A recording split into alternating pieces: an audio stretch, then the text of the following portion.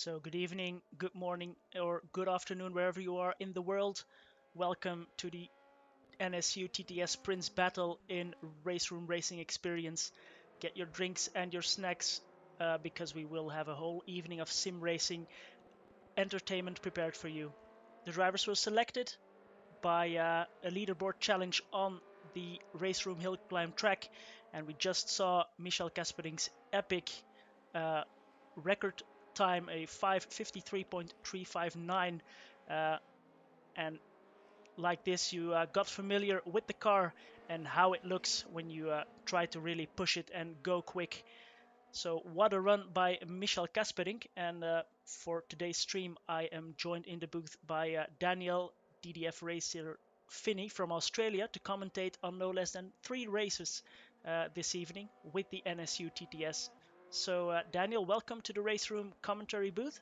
It's the middle of the night over there in Australia. Why are you getting out of bed for this? Yes, you're right there. Because to be honest with you, sleep is massively overrated. But in all seriousness, though, I am looking forward to these races so much. I mean, what's not to like? The NSU is a cult classic, and it never fails to produce just some of the closest racing and some of the most intently fought racing that there is. I mean, especially around these three awesome yet completely different circuits we've got lined up today. I mean, you get out of bed at 4 in the morning for this, right? Surely. I would indeed. That is absolutely right. Let's have a quick look at what we have in store for our viewers today as we reach the end of the practice session at the Knutstorp track here. This is our schedule for this evening. So we have our qualifying session at Knutstorp coming up in just over 2 minutes.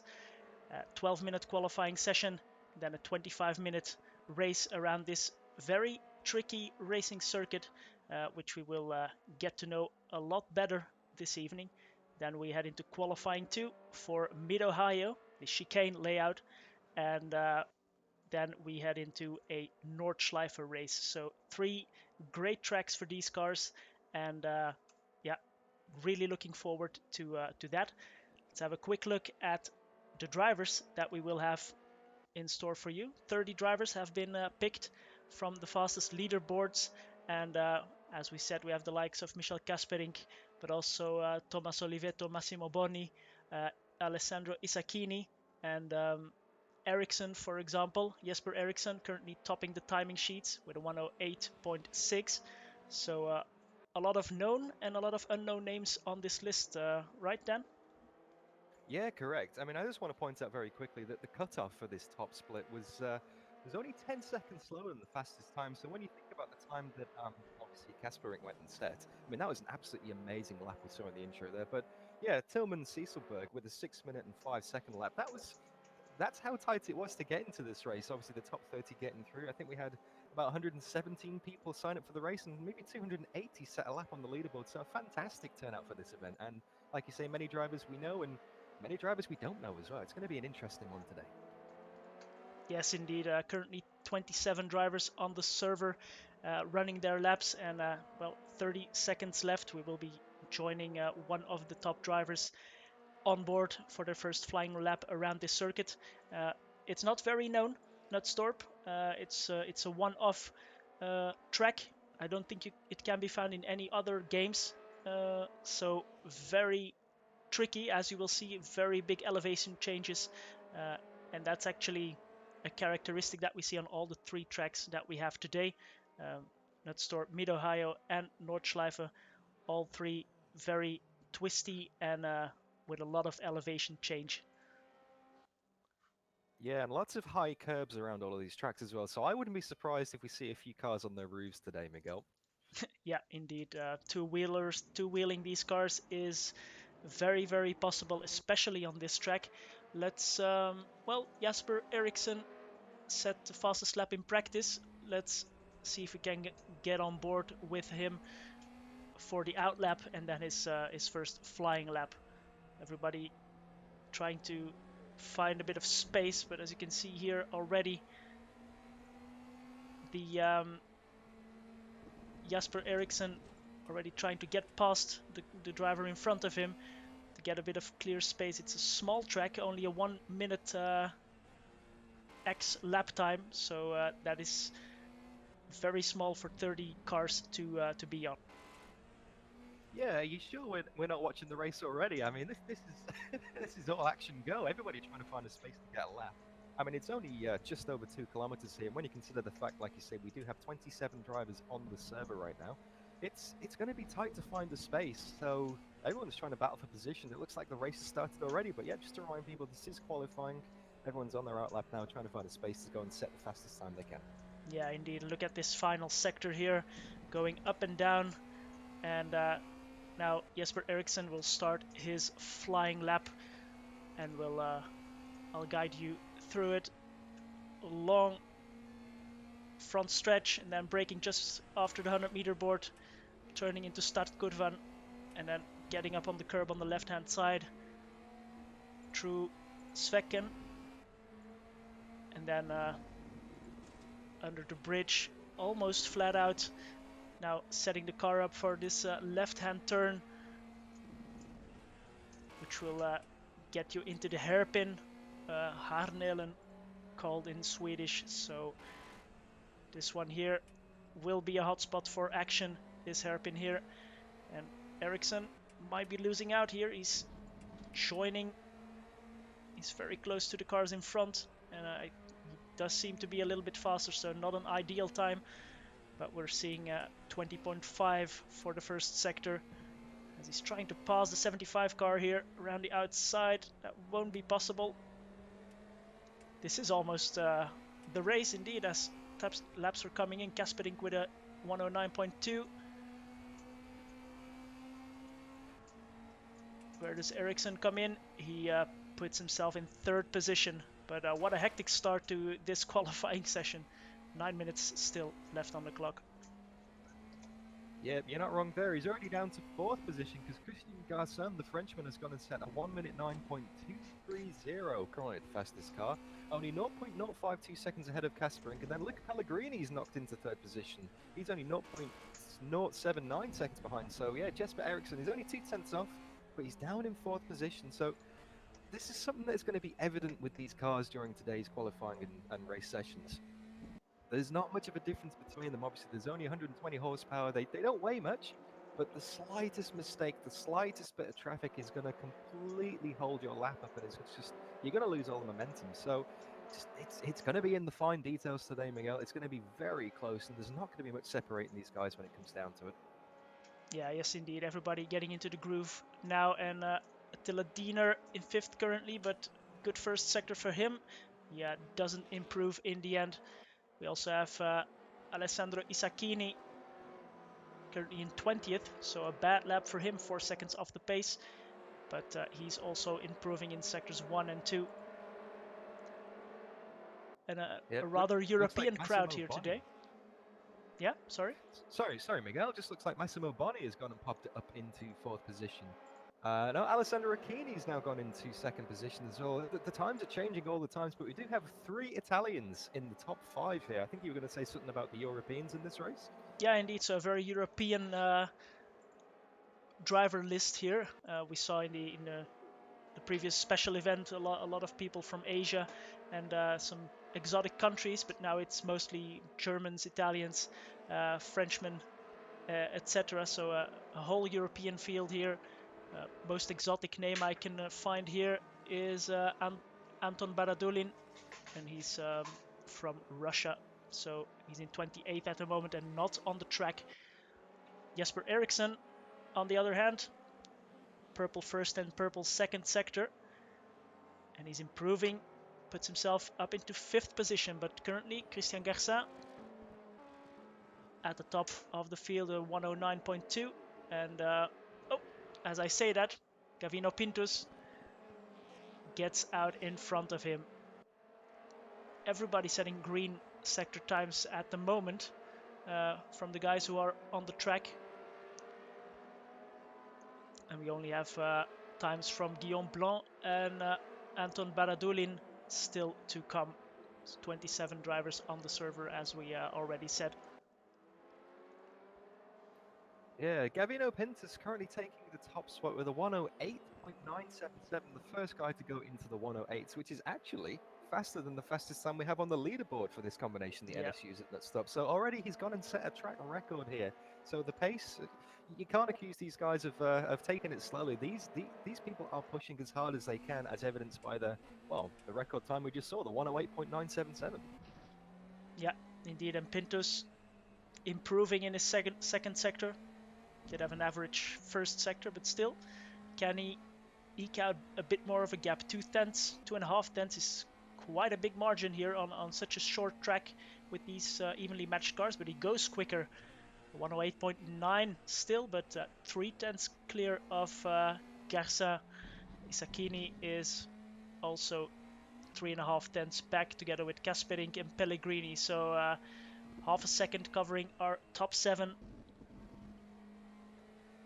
Yep, and I can see Anton Baradulin has now come out of the pits. Maybe he was just waiting to find a gap in the track, wait for the traffic to to part ways so he can set an uninterrupted lap. Although his first sector is 1.8 seconds off the pace, so not the best of starts to his lap, but at least he is out on track now. So we're not going to have people not setting times and starting from the back. I was kind of worried for Anton, then I thought he'd maybe had some kind of issue getting the car out on track, but no, it seems like he's out there, and everybody is almost about to set a lap time. So yep, Gabino Pinto still in first position with the 108.9. Yeah, we've got 2.1 seconds currently separating the field at the moment. So yeah, it's very pretty close. Good. Yeah. It is. So we just saw Rafael Alves also crash. He's in 14th at the moment. He will not be improving.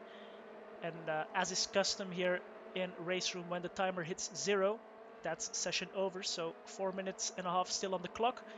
People will want to get their out laps and flying laps in for the last time here around Knutstorp. Yeah, it's currently very busy on track, as I can see that everybody is out on track at the moment. We actually have 28 cars in the server now. So we are missing a couple. Obviously, there should be 30 in this split. A couple of people haven't been able to join the session so far by the looks of things. But yeah, we have 28 cars out on a very small track all at the same time. So expect to see some, hands flying in the air, some hand gestures from sim rigs all across Europe as people are getting blocked on their hot laps, probably. Yeah, that's absolutely right. Guillaume Blanc, he is currently in 20th position, but improving. No, he stops for and wants to go for another lap. Currently, no one going quicker than Gavino Pintus in any of the sectors. Some people still improving, like Thomas, but I was trying to look at Jesper Eriksson. Was just too late. He pops into second position, but he's 6/10 down now on Pintus. So Pintus really class of the field at the moment and setting the pace. Yeah, he did improve even more. A 108.5. That's a massive lap for him. I think it's a question of not getting any traffic on your lap. That's very important here. Wow, that is huge. He's just gone and casually found another 4/10 per second. Where did that come from? Yeah. We have Isakini as well, setting green times. He's in 4th at the moment, so he might improve. Oh, almost rolls the car there through the last chicane. Goes across the line. Will he have lost some time? Yeah, he improves to 4th position, but that's not enough. So it's Pintus, and then the whole rest of the field is trying to get close to him, but not succeeding at the moment. Now the good thing is, if Knutstorp, it's not your thing. You have 2 more races coming up after this one. So, as Thomas off the track and into the grass. And Eriksson and Garza are not on the track at the moment, so they will not be improving. It's all on Isakini, Kasperink, Pellegrini, Attila Diener, Massimo Bonni, for example, to try and get close or even surpass Gavino Pintus. Yeah, of course, there's not enough time in the session left now to get an out lap and a flying lap done. So if you're in the pits, that's it. That's the best you're going to qualify. So the best Jesper Eriksson is going to do is second. Christian Garçon in third. And obviously, Thomas is in the pits as well in 17th position. Rosario Catalano, 1.5 seconds down in 20th. He is also in the pits. And Riccardo Gengotti, currently not last, but second to last in 27th position, 2.3 seconds off the pace. He is in the pits also, so we won't be seeing any further times from those guys. At least that's going to make the track a bit clearer for anyone who is on a lap. But yeah, let's keep an eye on these times and see if anyone can knock Pintus off the top spot. I've got to be honest, it doesn't look likely. No, we were just looking at Attila Diener. He was the highest running car that was still challenging, and he was not improving, as Massimo Bonni puts his car into third position right now. So everybody setting their laps, and well, I think our grid is almost set here. Christian Garcin, is he still on a lap? No, he's not. So he's just cruising around, getting a feel for the car for the race, because that will be a whole different ball game as we get confirmation of the standings. Gavino Pintus will take the pole position here at Knutstorp, followed by Jesper Eriksson, 6 tenths down. Massimo Bonni, 7 tenths down on Pintus. So very dominant performance, but can he convert that into an easy win? Would seem like it, but with these cars on this track, that's never a certainty. No, I don't think there's any such thing as an No. easy win when you're driving the NSUs. Nope, If there's indeed. one thing these things are guaranteed to provide, it is close and exciting racing. As we now wait for everybody to grid up and yeah, begin the first race here at Knutstorp. We've got an exciting battle in our hands, the Prinz battle. It's going to be so good, Miguel. Yeah, the Prinz battle is going to be epic, and this track will get a lot of promotion for it. I think it deserves it, especially this track car combo is amazing, especially from the onboard, and I will make sure we get some onboards from the action as everybody is lining up on the grid with 20 seconds still left before the start of the race. Yep, and just to remind people, it is a 25-minute race today, so no need for tyres, no need for fuel, so we should see a mad sprint to the finish. Lights are on. And off they go. Pintus has a decent start. Ericsson slots in behind. Isakini moves up into third position. And now breaking into the first right-hander. Can everybody keep it clean? It does seem like it. Let's go further down the grid. Side-by-side action all the way through. Thomas as they make their way. We have a casualty at the back. Daniel Icazio is currently in the gravel at the exit of turn 2. He's going to take a while to get out of that. These cars don't like to move, and Indeed. Kevin Slasher has actually stalled or not got moving from the grid by the looks of things either. No, he just dropped down. Let's hope he gets moving, because Gavino Pintus will be joining him on main straight very, very soon. Let's quickly go on board with Pintus as he makes his way through the final sector of this lap as well.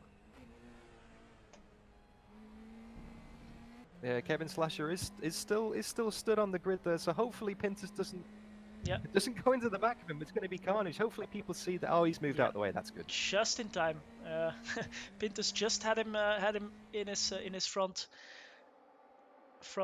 view, but very well behaved first lap, as we have Massimo Bonni behind Ericsson and trying to get past in the Recaro blue livery. Gavino Pintus already with a bit of a gap, but then the whole field behind is very, very closely following. Yeah, it's very tightly packed. All the cars are within a second of the car in front, so it looks like Kasperink is having a battle at the moment. He's currently down in 6th position. He's the fastest guy heading this side by side through the hairpin there. Yeah. Oh, there's a little bit of contact. These cars can handle some contact. I think that will be unavoidable, especially on this track here. But Bonni not giving up, that's for sure. Although what that is doing is creating a nice little gap to Christian Garcin in 4th position. He is managing to run away with it a little bit. He's currently behind Jesper Eriksson, fighting for 3rd and 4th, heading down the main straight as we head on to lap 3 here at Knutstorp. It's very tight, but yeah, Massimo Bonni is under a little bit of pressure, side by side down the main straight. Indeed. Side by side. Diener was on the inside, but just couldn't get an overlap, so needs to slot in behind for this snaking section in the first sector. The gap at the front already a bit over a second, so not massively growing, but Pintus going strong. Fastest lap, 2:09 flat, but matched by Alessandro Isacchini on the last lap, so not running away with it, that's for sure. No, Pintus not able to find the pace from qualifying those 108s, but yeah, there's a lot of people running in the very low 109. Seems like people may have been playing it safe in qualifying, or like you said, at least got held up in traffic and not able to show their true pace. So now that we're all out nose to tail, this is a little bit more representative of where the pace actually is. Yes, Very indeed. close battles all the way through. Indeed, we're looking at Olivetto, who's trying to challenge Chapuela onto main straight, but he's not close enough, and these cars don't offer a lot of drag, so you really need to get a better exit from the turns as Attila Diener goes a bit wide into turn 1. But Jesper Eriksson,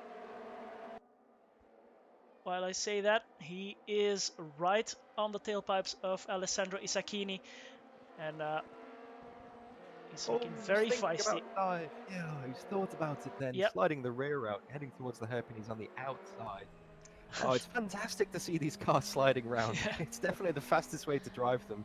I wonder how many people have got a handbrake button mapped to the cars now that they didn't have before they did the hill climb challenge. I'd imagine quite a few people are now using the handbrake in these things. Yeah, indeed, it can't help for sure. Oh, as a slight touch there on the rear of Isacchini, but he keeps it tidy. Look at this final up and down section, very, very tricky indeed.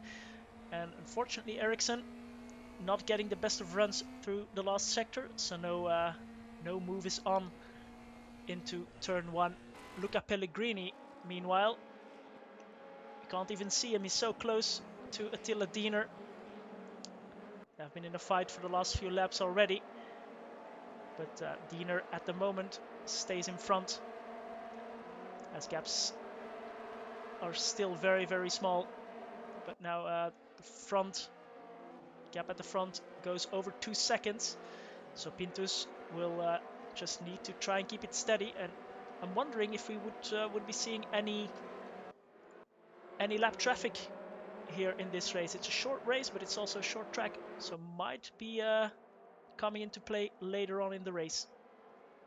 Oh, I think we'll certainly see some lap traffic here as we're only 6 minutes into the race. Yeah. Oh, we've got a bit of a crash at the back. Looks like Rosario Catalano has spun around. I was just checking the lap traffic then, and I just heard some heard some crunching in the background. So there's currently a car sideways on track, but I think he's got going again now. But yeah, only 6 minutes into the race, and looking at the circuit tracker, yeah, they're almost halfway around the lap already. So I wouldn't be surprised to see Pintus coming up on some lap traffic Quite soon indeed. Yeah, we have someone in the gravel in turn 1 as well. Another victim of the sand. Oh, Just trying to find out who that is. He's not really having any luck with getting out of there. As we just for a moment move slightly further down the grid, where we have Raphael Heinrich trying to get past Thomas in the Gulf livery. Looks good on any car in my opinion. Oh, there's some fantastic liveries with the NSU. So you've got the neon orange Jägermeisters, and you've got the classic black and gold as well. Classic black and gold of the is it the Lotus colours, I believe? Is really having to defend hard from Eriksson now. The gap between Gasperink and Isacchini grew massively. It's now almost 3 seconds, so there must have been a small incident there, I guess. And Eriksson was right beside him there through the final sector, but that has calmed down now as well, as we have already 4 retirements, unfortunately. Caserta, Fuchs, Schlager and Causio from the first lap, but they will stay with us for the next 2 races, so it's not over for them yet. No, it's certainly over. It looks like Eriksson has actually got some massive suspension damage. His front left tyre He's pointing in all sorts of weird directions. And his last lap was a 1 minute 10.7, so he was 1.6 off the pace. I wouldn't be surprised if he's ran off track and damaged the suspension somewhere. Well, obviously, we have full damage on these cars here at the moment. He's holding up a bit of a train. Garsan, Bonnie, Dina, Pellegrini, Chepuela, all behind him. The car's all over the place. Yeah, Ericsson indeed. has got massive suspension damage on the front left there. He's really struggling, but keeping Garcia still behind. He's still in fourth, but on main straight or into turn one, that will become a problem, I fear. Here they are coming into main straight. Garcia, Bonnie, Diener, Pellegrini, all there to take his position away. Straight line speed doesn't seem to be affected, but a small tap there to get it turned in, and another car off in turn one as well.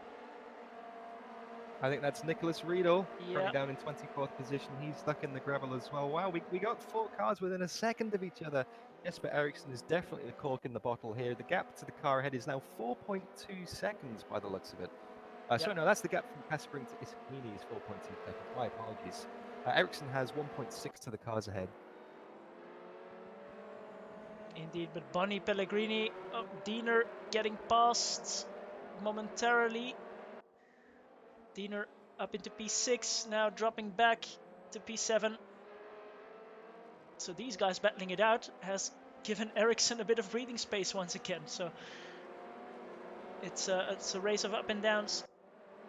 Oh yeah, and I think that Ericsson is actually starting to get used to the handling on that car. It's amazing how easily you can drive through a problem here. Once you get used to the way that the new suspension handles, then he's just going to drive around that problem and get used to however much steering angle he has to put on now.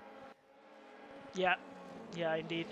You will be very happy to know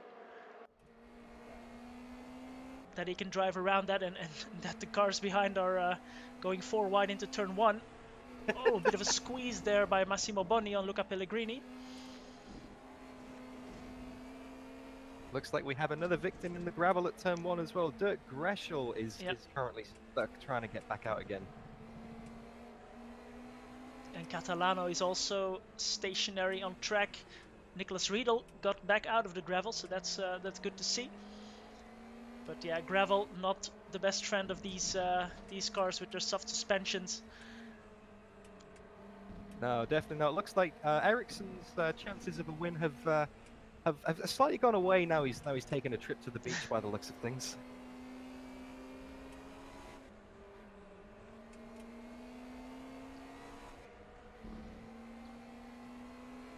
Well, looking out front, we can see Pintus is still leading. He's got a 3.1 second gap to Alessandro Isacchini.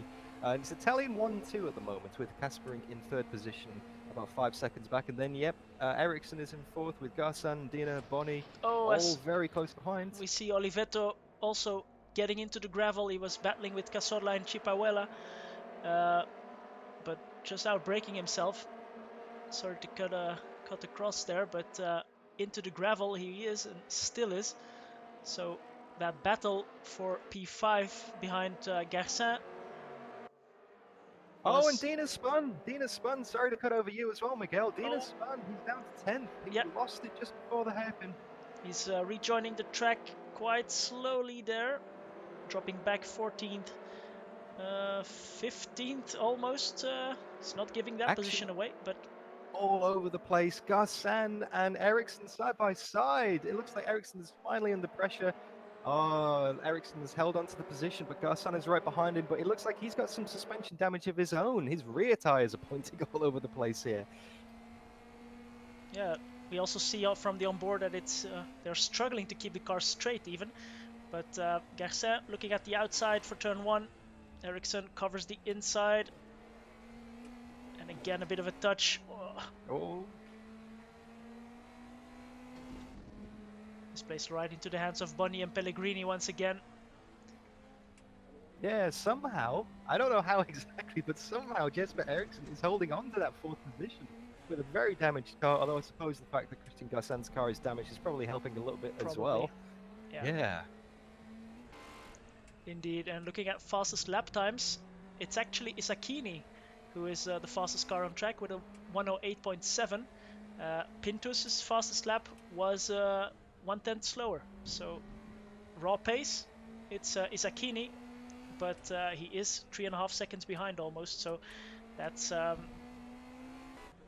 big gap to bridge in 12 minutes, as we already are halfway through this race. And as you say, action everywhere. Following Garcia once again. Again, looking at the outside line for turn 1. Looks like Ericsson has a bit more top speed there in his car. Might have shed some weight. Oh, as he misses the apex. Oh! There we go. That's Garcia through in the Recaro. Oh, don't count him out just yet, though. I think Ericsson's going to get back at him the first opportunity he has. Like you say, looks like Garcia's got slight issues getting the power down with those rear tyres being a little bit out of alignment. So I wouldn't be surprised to see him back on the main straight as we come round on the next lap. Lap 13, that is. Indeed, he's running some massive camber on the rear. Garcia. Oh, he's losing goes position already. Into the hairpin. Ericsson goes back through and retakes 5th position. But what this has done is brought Massimo Boni right into play, currently in 6th position. Oh! All covered by 1 second as Ericsson is going to roll his NSU. Where is he? Is he on his roof? No, he gets back on his wheels and gets going again in P9. But yeah, that's what we said. 2 wheels is possible. We all knew it was rolling gonna happen. Yeah, rolling it is very possible. So that suspension will be even more bent, but he can keep going. 12th position it is for him. As we have Thomas off in the gravel now in turn 1, together with Olivetto as well. Oh, this is a massive race of attrition. This, as long as you can get out the gravel here, it's the funny thing about Knutstorp is because most tracks you have grass and tarmac before you get into the gravel. Here at Knutstorp, the gravel is right by the side of the track, so there is absolutely no margin for error. If you run wide, that's pretty much it in turn 1 and 2. Yeah, especially turns 1 and 2 indeed. So everything has settled down a bit now, but looks like Pellegrini is still trying to catch his countryman Massimo Boni. As we are getting some lap traffic, if I'm not mistaken. Have a quick look at Gavino Pintus. No, he has some clear air in front of him still. But the field's starting to spread out. Pintus already sees some cars in front of him. And the gap back to Isakini, 3.5 seconds. So that stays a bit, stays the same a little bit. Pintus probably just controlling the race, I would think. Yeah, he's not going to be pushing it too hard because, like we've seen, you push it too hard, you're in the gravel, and then that's it, race over. So he's got a very comfortable lead, 4 seconds at the moment, so he doesn't want to push it. But I want to bring our attention back to position 12, 13, and 14. Looks like Ericsson and Dina and Guillaume Blanc are all basically having a massive battle at the moment. Seems like wherever Jesper Ericsson is on track, there's always a battle. He's right in the middle of the action today. Yeah, indeed, and Diener as well. He dropped back from P6, if I'm not mistaken, and he's right there with him, just outside of the top 10. Guillaume Blanc, we didn't see much of him yet, but he's right there with them in P14. And Niklas Rauch and Rafael Heinrich, together with Cazorla, they're also battling it out for the final top 10 spots. So Attila Diener, very close, trying to go around the outside of Ericsson into turn 1. Let's see if that works. Oh, don't go too wide. Almost. Oh, that was close. Can't quite make it stick around the outside there, but no. You would say, looking at these cars at the pace difference, that he's going to get past him eventually. Oh, Ericsson slides over the top of the hill there. Yeah, we're on board with Attila Diener. Can he get up the inside here in the hairpin? Oh, Ericsson thought about leaving the door open. Oh, and he does. Oh, no. But now he's on the outside. And it's a long way around. That's not going to make it work. And then, Wait until we get to the straight, I think. But the more these fight, the more that Guillaume Blanc is going to get on behind them as well. The only Swiss driver in the field here today.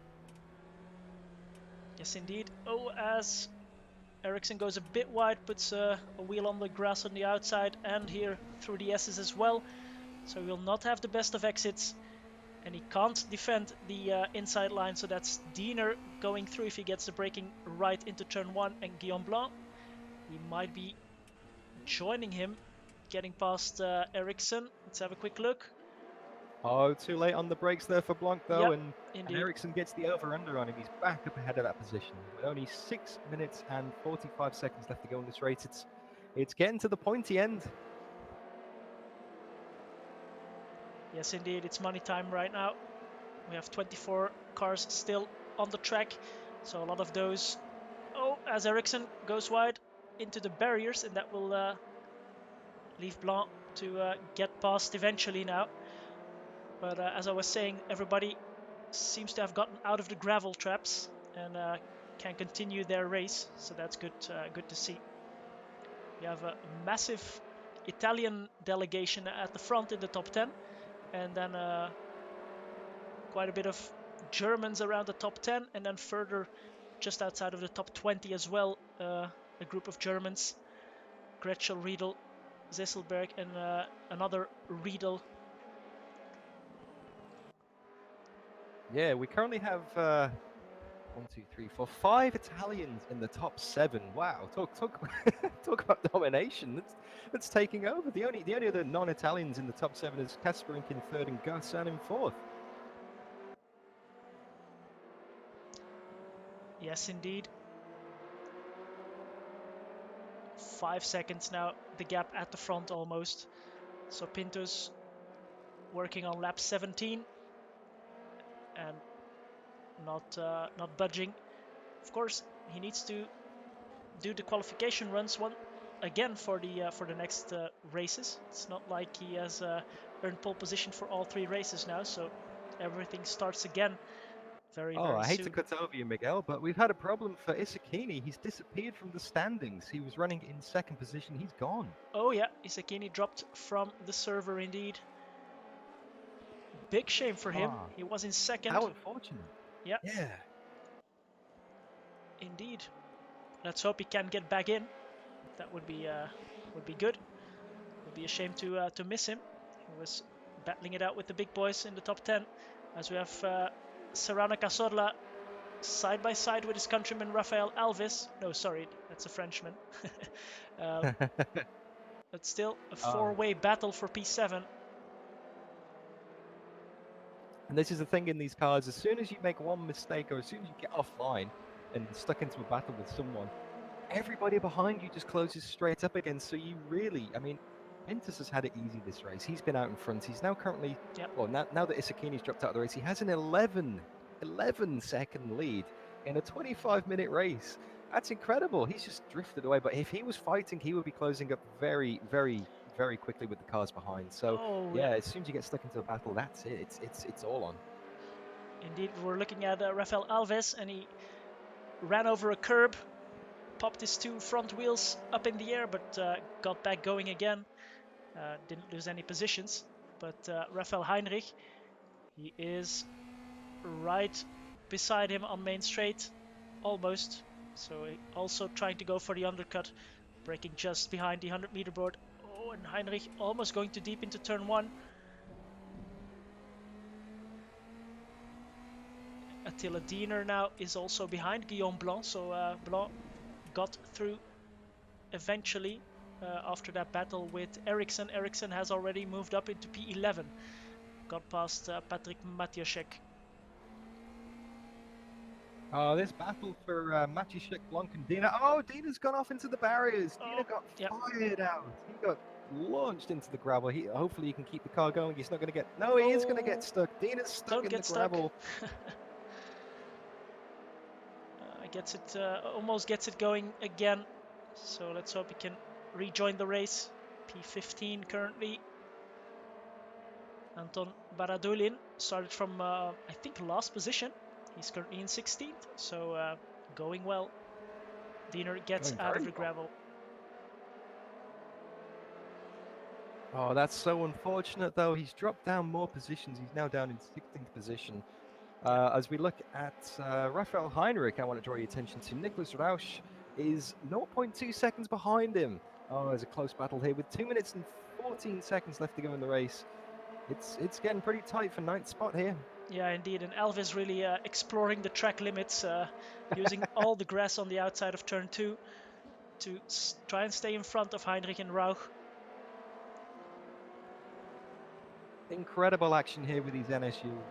Incredible action. Wherever you look, there's a close battle, or if there's not a close battle, there's someone up on 2 wheels. Yeah, indeed, indeed. Well, we only saw one roll and a lot of cars in the gravel, but great action nonetheless. Raphael Heinrich right behind Elvis. Let's have a quick look from the rear view mirror of Elvis. Yeah, Alves under a lot of pressure here from Heinrich and Rausch. There's only, well, 0.6 of a second separating all 3 cars. Make that half a second now as they head towards the start-finish line with maybe 2 laps to go. Yeah, Elvis losing the position momentarily. Heinrich getting a good run out of the last turn, but he's on the outside.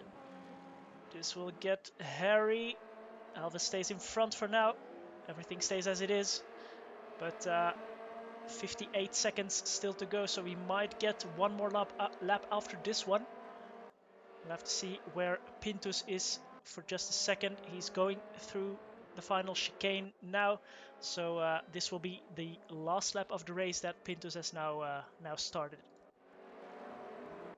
Yeah, of course, Pintus on his last lap. His last lap time was actually 109.3. Fastest guy on the track by about 2 or 3 tenths. Obviously, Yeah. he's consistent. He's holding the pace out front with a 12.5 second lead right now. Yes, indeed, very dominant performance by him. Let's see if he can do it again at Mid-Ohio, as Rafael Alves keeping that 8th position at the moment. We'll have to see if everything stays as it is, as Luca Pellegrini just got past Chiapuella. Yeah, he's he went in for the the gravel. dive into turn 1. Yeah, he's in the gravel. He went for a very opportunistic move heading into turn 1 too then. Slid the rear out, and Pellegrini just got the over-under, and now Chiapuella is stuck in the gravel. How unfortunate. Yeah, trying to get out, but losing massive time there, of course.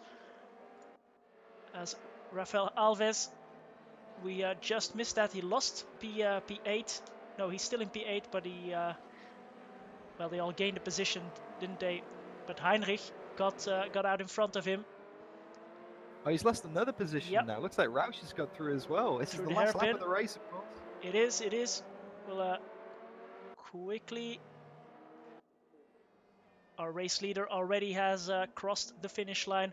So Gavino Pintus takes the win here at Knutstorp with a dominant performance. Michel Kasperink will finish in 2nd. Massimo Boni finishes in 3rd position here in this great race. We'll have to get confirmation on the final standings between Heinrich Rauch and Alves. That's the order in which they come across the line here. So that should be their finishing positions. Now everybody stopping after the finish line. And Ricardo Wow, what a close Gengotti, race. indeed, very close race. And Ricardo Gengotti finishing his race in 13th position. Didn't see a lot of him, but no issues it seems, and finishing 13th. Not too bad at all in a 28 driver field. A big shame about Isakini dropping from the server. Let's hope he can get back in to give us some more action. Yeah, don't forget he had the fastest lap of the race as well, so Indeed. very unfortunate he dropped out running in a solid 2nd position behind Pintus there. Obviously that promotes Kasperink up to 2nd and Boni onto the final step of the podium. Yes, indeed. So 2 Italians on the podium, and Michel Kasperink finishing 2nd after his leading time at the hill climb circuit. That's a good performance and a good start of the evening. So as you said, confirmation of the standings is Akini with the fastest lap, but Gavino Pintus, our race winner. Pintus, Kasperink, and Garcin actually on the podium.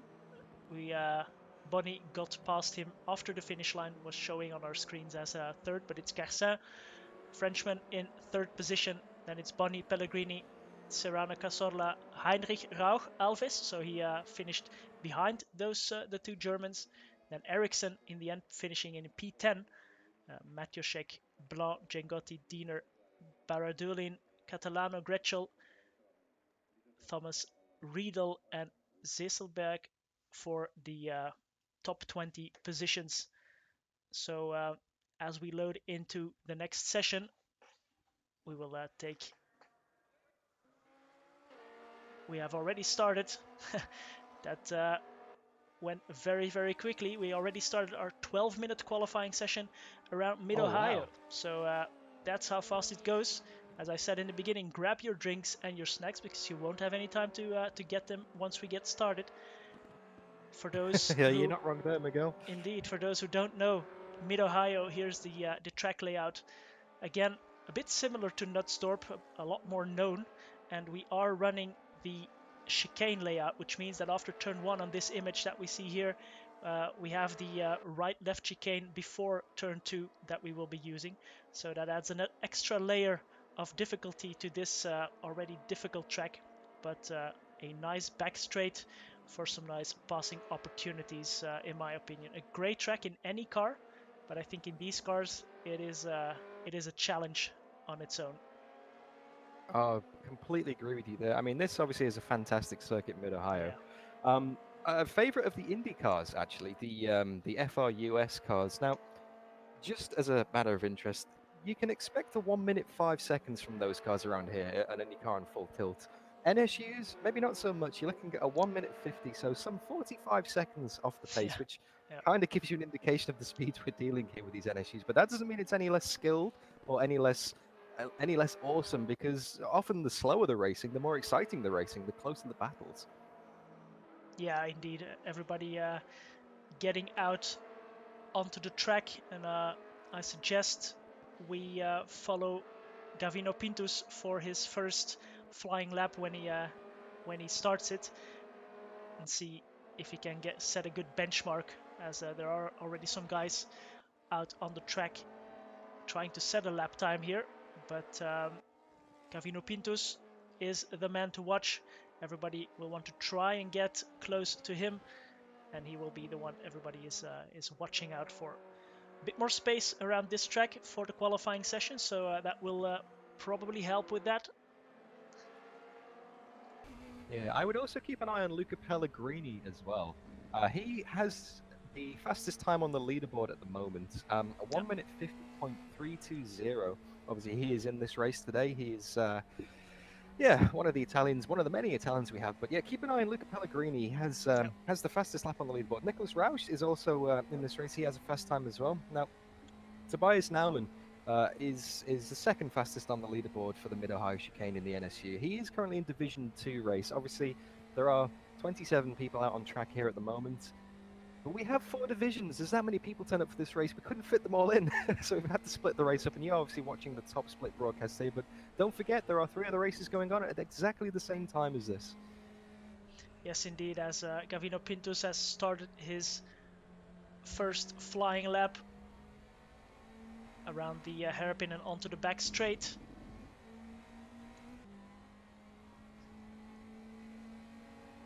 Stretching the legs in the NSU here. Won't get Indeed. anywhere near top speed in pop here, but we'll save that for the Nordschleife for the next race when we hear people bouncing off the limiter 185 kilometers an hour. But yeah, it's a good chance to maybe get a slipstream here. I know there's not much much in the way of a slipstream on these cars, but it could be an interesting battle heading into that slow right-hander at the end of the straight.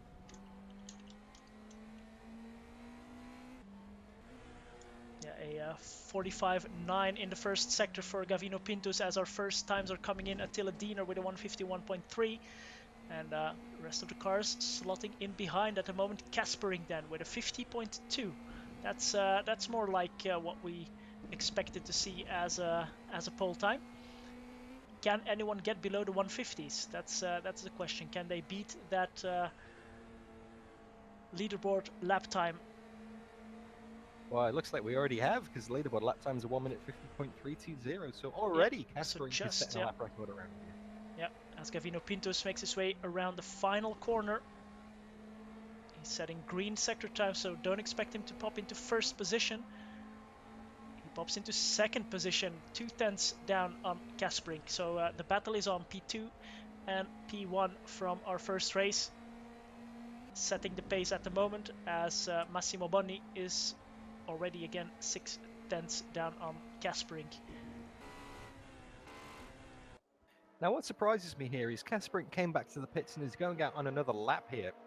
I would have expected these cars to have filled up on fuel because there's not that much of a time deficit in running a couple of laps here, and there's not that much time in the session. So me personally, I would have just filled the car up and gone out. But looks like Kasprink is really trying to get every last millisecond out of this run by putting in as little fuel as possible. So yeah, let's see how he goes. He's gonna go for another run. Like you said, he's 0.274 seconds ahead of Pintus at the moment. Bonni in third, Pellegrini in fourth, Garsan currently in fifth with a what time has he got there at the moment? 151.126. Jesper Eriksson in sixth. Now that his suspension is pointing the right way again, is back on the pace. Yeah, he's back indeed.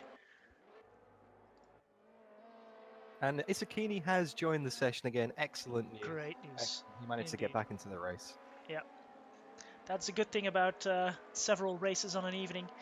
You can just get back in and get racing very, very quickly once again.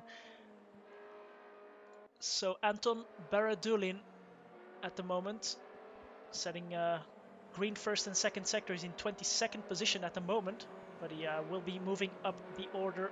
That's a certainty. Gets on the main straight and across the line. He stays in 22nd position, so he has some time to find. Yep, he certainly does. He's currently 4.5 seconds off the pace, and he is on his fourth lap at the moment. So, yeah, there's only 4 minutes and 40 seconds left in the session. So, with the lap here taking about 1 minute 50, now is the time to get out of the pits if you're in the pits. And the only person who is in the pits, actually, now I look at it, is Raphael Heinrich. Currently sat there. Doesn't look like he's about to head out anytime soon. So it's gonna be tight if he does want to set another lap. He's happy with P11, it seems. Yeah, 4 minutes still to go. So he would need to get out very, very soon indeed. Isakini, a purple first sector.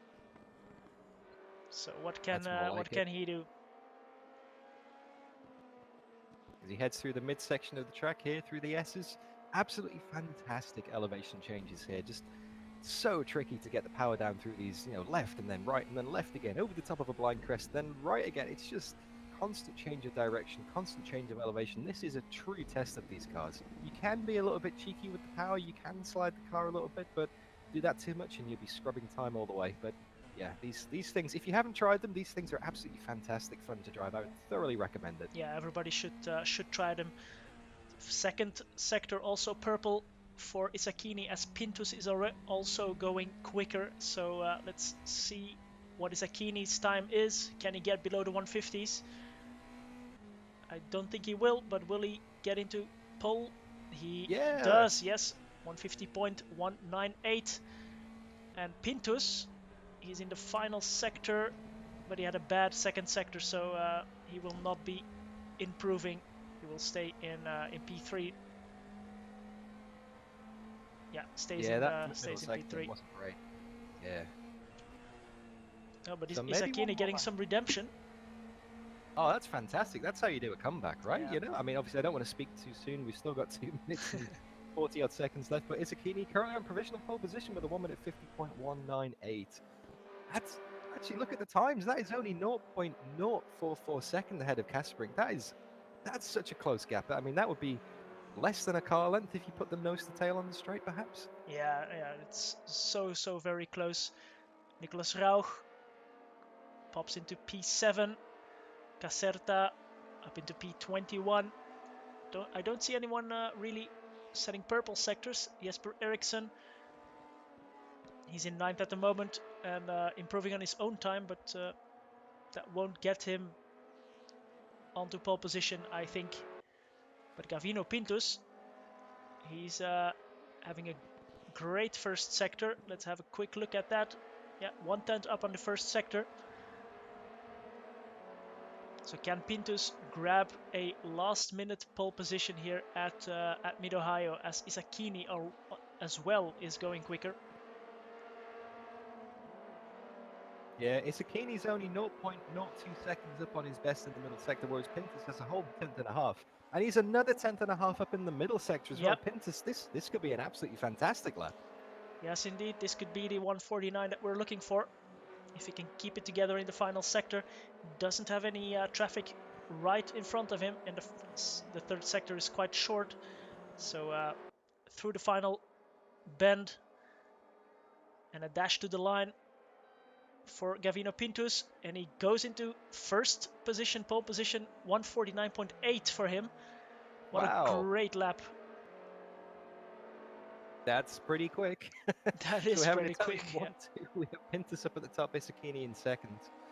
Yeah, Pintus's last lap was a 149.853. Isakini couldn't improve. Obviously, he is now on his final lap, but with only 50 seconds left in the session, he's not going to get time to finish that because, like you said in the first qualifying session at Knutstorp, once the clock hits 0, that's it. You can't finish your lap here in RaceRoom. No, indeed. Jesper Eriksson, we're looking at right now. He's improving in his first sector. He's in P10 at the moment. So can he improve? He provided some great action in the first race, so we'll have to see if he can do that in the second race as well, as we already get confirmation of the times. There's still a bit of time in the qualifying session, but not too much, and that's confirmation of Gavino Pintus and Isakini, both drivers of the Virtual Drivers Alliance team, in first and second. Michel Kasperink has claimed third position, and Chiapuela, he's in fourth. He was a lot further down at Knutstorp, but Mid-Ohio seems more like his cup of tea then. Yeah, I wonder if the drivers are going to be more cautious in today's in this second race. Obviously, Knutstorp tight and twisty, barriers close to the track, lots of gravel. Yeah. Here at Mid-Ohio, I think the risk of going off circuit isn't as much. So we did see a lot of damaged cars in the first race. I wonder if people will be a little bit more cautious now in Mid-Ohio, if they'll take it a little bit easier, because yeah, as soon as you do get damaged, it kind of affects the pace quite a lot in these cars. Yeah, it does. It does. The track is a bit more wide open, but once you get to the end of that back straight, it's very twisty and turning. So most of the races I have done here, there were some incidents in sector 2 on the first lap. Let's hope that's not the case here today. As the lights are on, we have Pintus on the right hand side, and people starting in the final bend still as we go green here at Mid-Ohio. Pintus gets a good start. Everybody gets off the line. Nobody stationary on the grid. And Pintus into turn 1 in first position. Side-by-side action for Nicholas Rauch and Diener. Like I say, very close at the lead for Isakini, though, side by side, heading towards the chicane before the keyhole on the first lap here. Nose to tail. Pintus had a bit of a tardy start there, but it's like Isakini couldn't quite make it stick through turn 1. Yeah, can he get a good run out of the hairpin?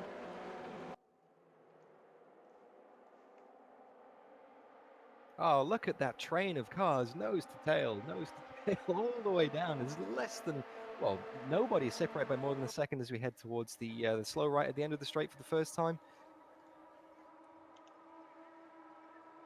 Pintus not having to defend too hard from Isakini there. No one's really lining up the move. Everyone's playing it safe here on the first lap. Obviously, 25 minutes in the race. You don't want to risk it on the first lap. You can't really win it on the first lap. I know it's a cliche to say that, but you can definitely lose it. That's for sure. Yeah, indeed. Oh, Kasperink getting past Isakini now. Very opportunistic dive there. Kasperink now up to second position. Up into second. Can he get close to Gavino Pintus? He needs to try and avoid that he gets away like in the first race. Yep, as long as he can pull a gap from Isakini behind him and doesn't get caught up in a battle, then that is the last thing he needs. Because yeah, exactly like you say, Pintus was just able to pull away in race 1 at Knutstorp. You know, no one really challenged them because they were too busy fighting between themselves. So hopefully Kasperink can pull a little bit of the gap from Isakini and take the fight to Pintus. But Pintus doing a remarkable job as he crosses the line here to end the first lap. 1 minute 56.6. Obviously, that taking into account the standing start here at Mid Ohio. Be interesting to see what kind of pace they get down to once the race settles down a bit. Yeah, indeed.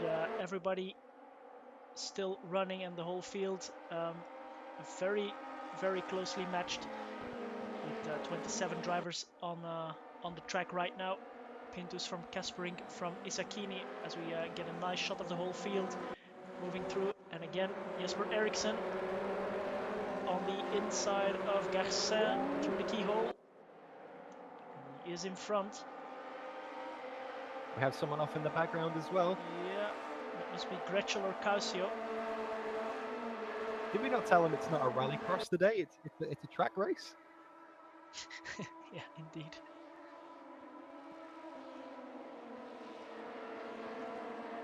And Pintus isn't getting away too much at the front. It's only half a second. Isakini is holding station as well. Oh, it's pretty close here. I think they're being a lot more cautious this race. We haven't seen the dive bombs. We haven't seen the people onto the side of the track as much as we have yet. People are playing it a little bit more cautiously here, which is good to see because that means we get more people staying in the race. Yes, indeed. Everybody still running. And Guillaume Blanc, who we saw in the first race, he's in last position at the moment. But look at this. Oh, just got past Rafael Alves, who is off the track. No. But Guillaume Blanc in a battle for 26th position, and he's following Baradulin and Zesselberg very, very closely. Looks like Isakini is getting a little bit closer to the back of Casper in third position though. As Pellegrini is all over the back of Cipoella for fourth position, heading down the front straight here. He's not quite close enough to make a move, but he's close enough to be right in the mirror, causing a distraction to him. That's for sure. Yeah, Massimo Boni just went off the track in the final turn as well. He rejoins now in 26th position. Sorry, but Isakini through the chicane and down to the keyhole. Kasperink is just saying he can't leave the door open there, and he does, but gets a good run out of the keyhole. Yeah, but this is slowing them down, though. This is exactly what they don't need to do. Yeah. Kasperink's probably screaming right now. Leave me alone, Isakini. I need to go and get Pintus. Is he going to make a move? He's looking to the outside. Isakini's looking to the outside, but I don't think he's going to do that. Although Kasperink taking the tighter line, can Isakini get the cutback? Oh, almost goes for the dive there. Not quite though. Yep, just a small tap on the left rear there. Luckily, these cars can handle a bit of bumping and grinding. That's what we saw in race 1 as well. And you heard Isakini there hitting the rev limiter at the end of the straight. These cars get different gear ratios for all 3 races, so don't worry about the Duttinger Höhe at the Nordschleife. They will be going very, very quick there. These NSUs. Isakini almost bump drafting Kasperink now. Yeah, well, when you say very quick, it's all relative, of course, Miguel. Yeah, indeed. But yeah, 120 horsepower doesn't seem like a lot, but these cars don't weigh that much.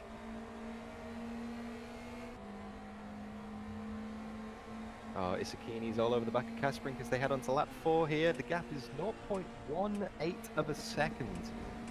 Couldn't really get them any closer if you tried. Nope. Got a few people running wide as well. Cipoella in 5th position just ran off the side of the track. He's now got Attila Dina sweeps around the outside, heading into the chicane. I'm just looking a little bit further back in the field here, Miguel. Fantastic battle. Dina is now up to 5th position. Great run for him. He had some bad luck in the first race, but good opening laps for him. P5, sorry, for him. Pellegrini has left a bit of a gap to Isakini and Kasperink, so he doesn't seem to benefit from those two squabbling in front. No, and they are squabbling. They're weaving all over the place down the back straight. Yeah, Isakini momentarily got in front, but Kasperink had the better line. Yeah, and there's not really any overtaking spots here in the S's. You really have to line these corners up. If you get offline for one, it ruins the one for the next one, and then the next one, and the next one. Because, yep, it's all about the momentum here. It's all about the momentum here in this back section. And would you look at the gap to Prinz? Kaspering is now 1.5 seconds behind. This is exactly what they didn't need to do. Surely they should be working together to try and get Prinz for the win. Well, yeah, I don't think it works that way. Especially because, as I said, Pintus and Isakini are actually from the same team, same esports team. So there might be some team orders there. Just hang with him and slow him down, please. That's a very interesting point you make there. Yeah, of course, Isakini will want to try and help Pintus, I guess. I mean, obviously he'd much prefer to take the win, but if he can't, then he's going to do everything he can to slow Kaspering down, I guess.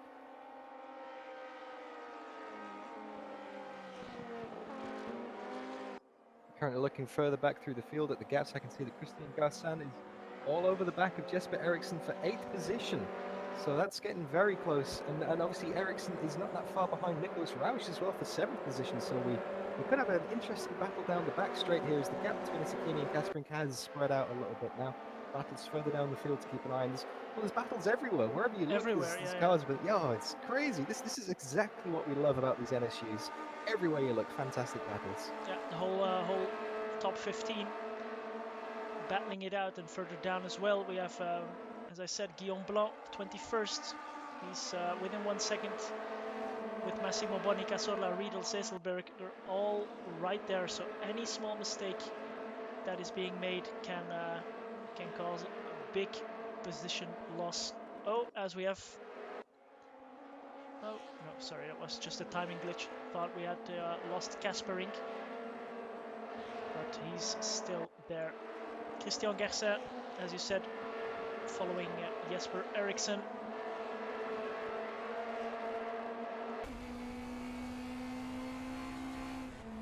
Yeah, that gap is 0.12 of a second, getting very close. Where do you make your move though? Because as soon as you go for the dive, you're going to put yourself offline. You don't want to slow yourself down and be vulnerable to the cutback, but you've really got to think about your move around here so you don't disadvantage yourself down the next straight. Yeah, he's very close heading through the final corner here, back onto the main straight as we complete lap number 5, heading on to lap 6. The fastest lap of the race so far is a 1:49.793 for Alessandro Isakini in 3rd position, actually. He's got the pace. 2 tenths faster than Pintus's fastest lap so far. Yeah, Kaspering and Isakini are not letting Pintus run away like he did in the first race.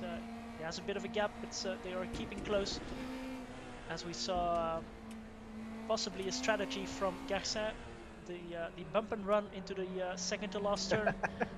Just small tap there to make your opponent go wide and then dive up the inside. But it didn't really work that time around. No, if it doesn't work for the overtake, at least it reminds them that you're still there. Obviously, you couldn't get away with that in a much more fragile car or a single seat. You tap someone up the rear, you lose your front wing. So it looks like Garsan is on the outside now, heading into the right hand. Eriksson putting up a very solid defence here, which is a lot easier than his challenge at Knutstorp because all of his wheels are now pointing in the right direction. Yes, indeed, and those gearboxes really being tortured here on the back straight and going down the gears. We have a bit of a German-Belgian battle here, just outside of the top 10. Thomas, Rafael Heinrich, Thomas Olivetto, Matjuszek, Gretschel and Riedel, all in the same shot, all within the same second. All chasing down the Austrian of Kevin Slasher for 10th position. Indeed. I think those 6 cars separated by maybe a second and a half. That is one massively close battle. Wow, look at these shots. That's incredible. Olivetto up the inside of Thomas, and he gets through, gonna get a good run through the last turn. He can defend the inside line.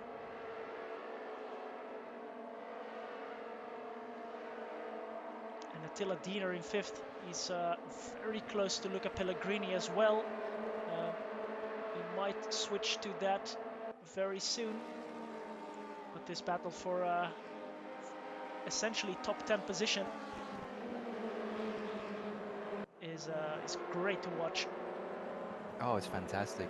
Very quickly, just to point out, Nicholas Riedel is in the pits at the moment. He hasn't retired from the race yet, but he's currently getting damage. No, he's getting going again now by the looks of things. So he's had a massive pit stop for some damage. He is now a lap down in 27th and last position.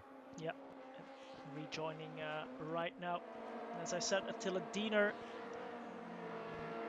almost having a look up the inside of Pellegrini at the end of the back straight, but Pellegrini having none of it. So as you predicted, Pellegrini doing very well here at Mid-Ohio, and Isakini doesn't let Kasperink get away. Best lap, fastest lap still for Isakini, and he's the quickest of the drivers as well on the last lap. So Gavino Pintus has to watch out. We're halfway through the race, so anything can still happen.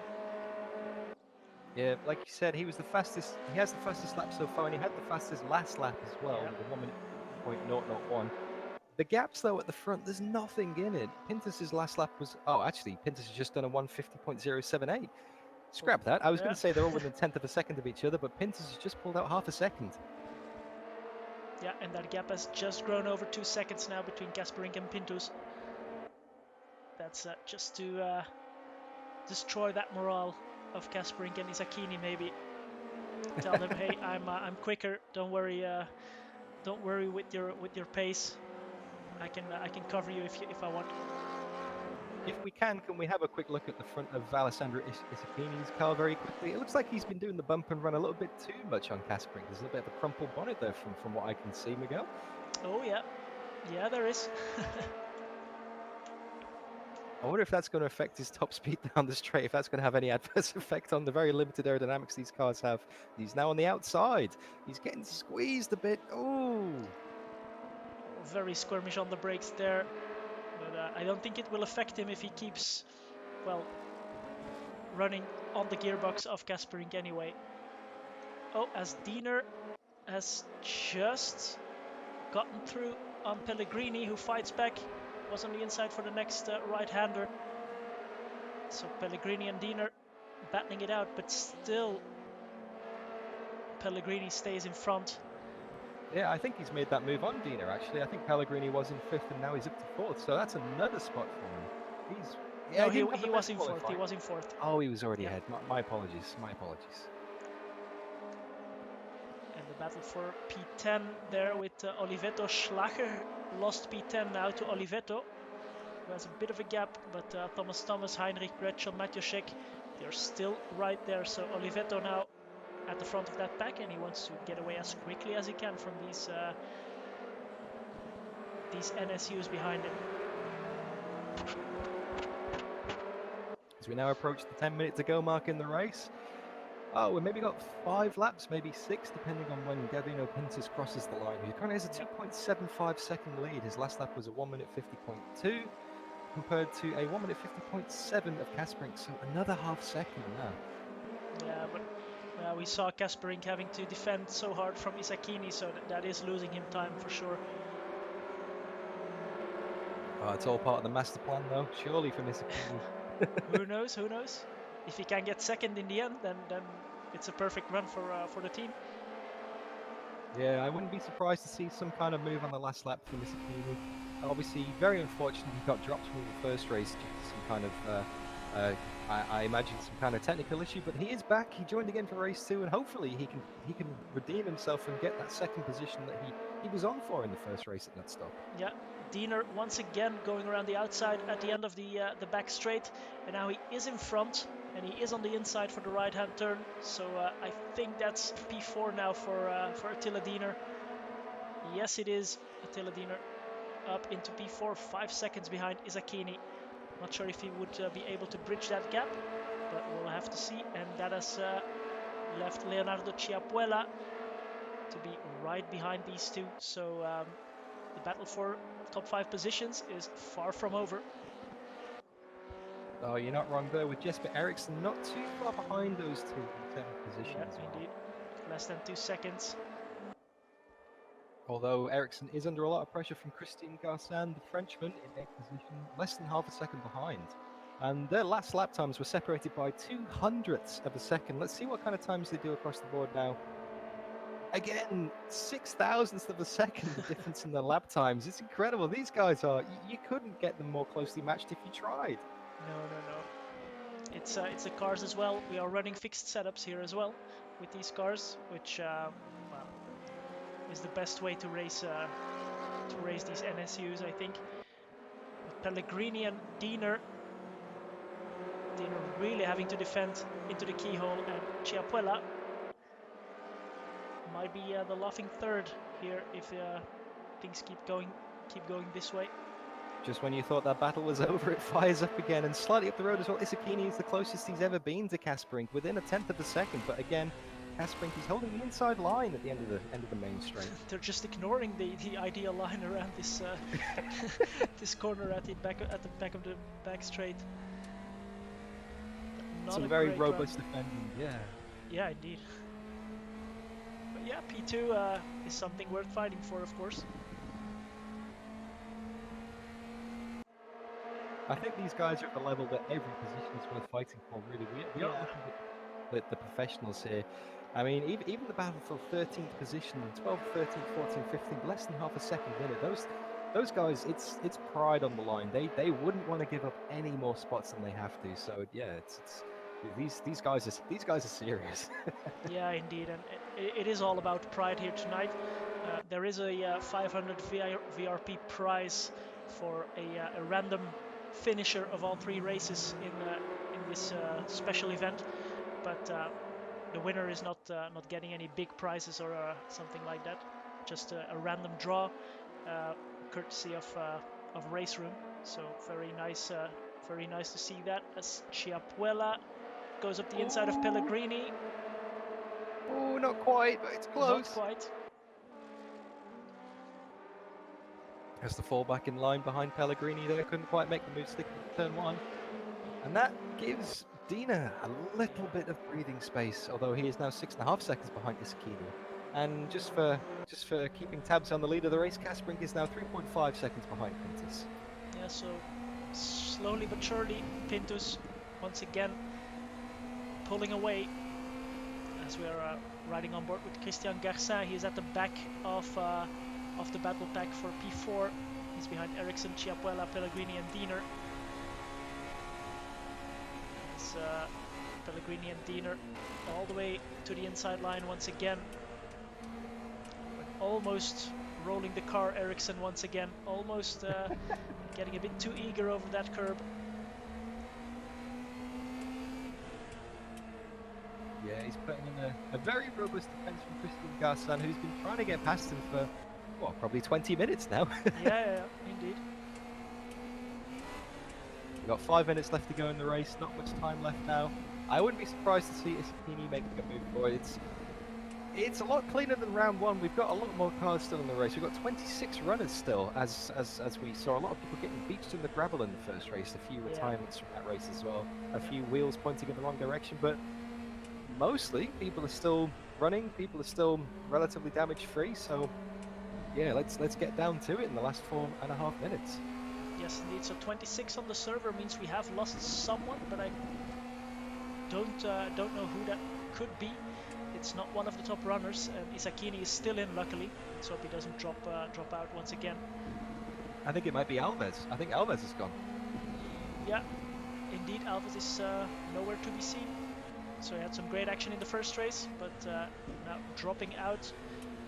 We'll have to see if that was his own decision or a connection issue, maybe. Oh, as this battle for P4 now really... Oh, that was Chiapuella. Yeah, just having a bit of a tank slapper out of the keyhole and losing the position to Jesper Eriksson and Garcin. Closing in. Wants to get up the inside.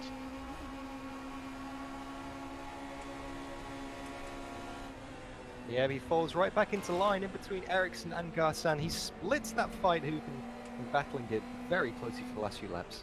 Yeah, indeed. There they go, as Diener stays at the front of this pack, but he can't pull away, so he's not having the pace to pull away. Hasn't quickly going to check on as Garcin gets past Chiapuela. Yes, indeed. So Chiapuela moves down the order and to the back of this pack. I was just going to check on Isakini as we cut into the action, flying across the curbs here in the final sector. But Kaspering putting up a hell of a fight for P2. Yep, as Pintus crosses the line to start lap 13, he'll have this lap and then one more, I imagine. We've got 2 minutes 40 left in the race. Time for 2 laps, so it's not quite at the end of the race yet, but opportunities are running out for Isakini to get past Kasperink. Although Dina, wow, look at Dina, Pellegrini, Ericsson, Garsan, look how close Pellegrini gets past. Pellegrini gets past Diener again, so all of that was for nothing for Diener. He has to do a lot over again. Needs to keep Ericsson, Garcin, Chiapuela behind, and they are pounding up the pressure. Epic battle for P4 here. Oh, as Ericsson runs a bit wide, he got onto the grass coming out of the keyhole, and that opened up the door for Chiapuela and Garsan behind him. This are we going to get a 3 wide down the back straight here? It's almost. We just almost. Might. It's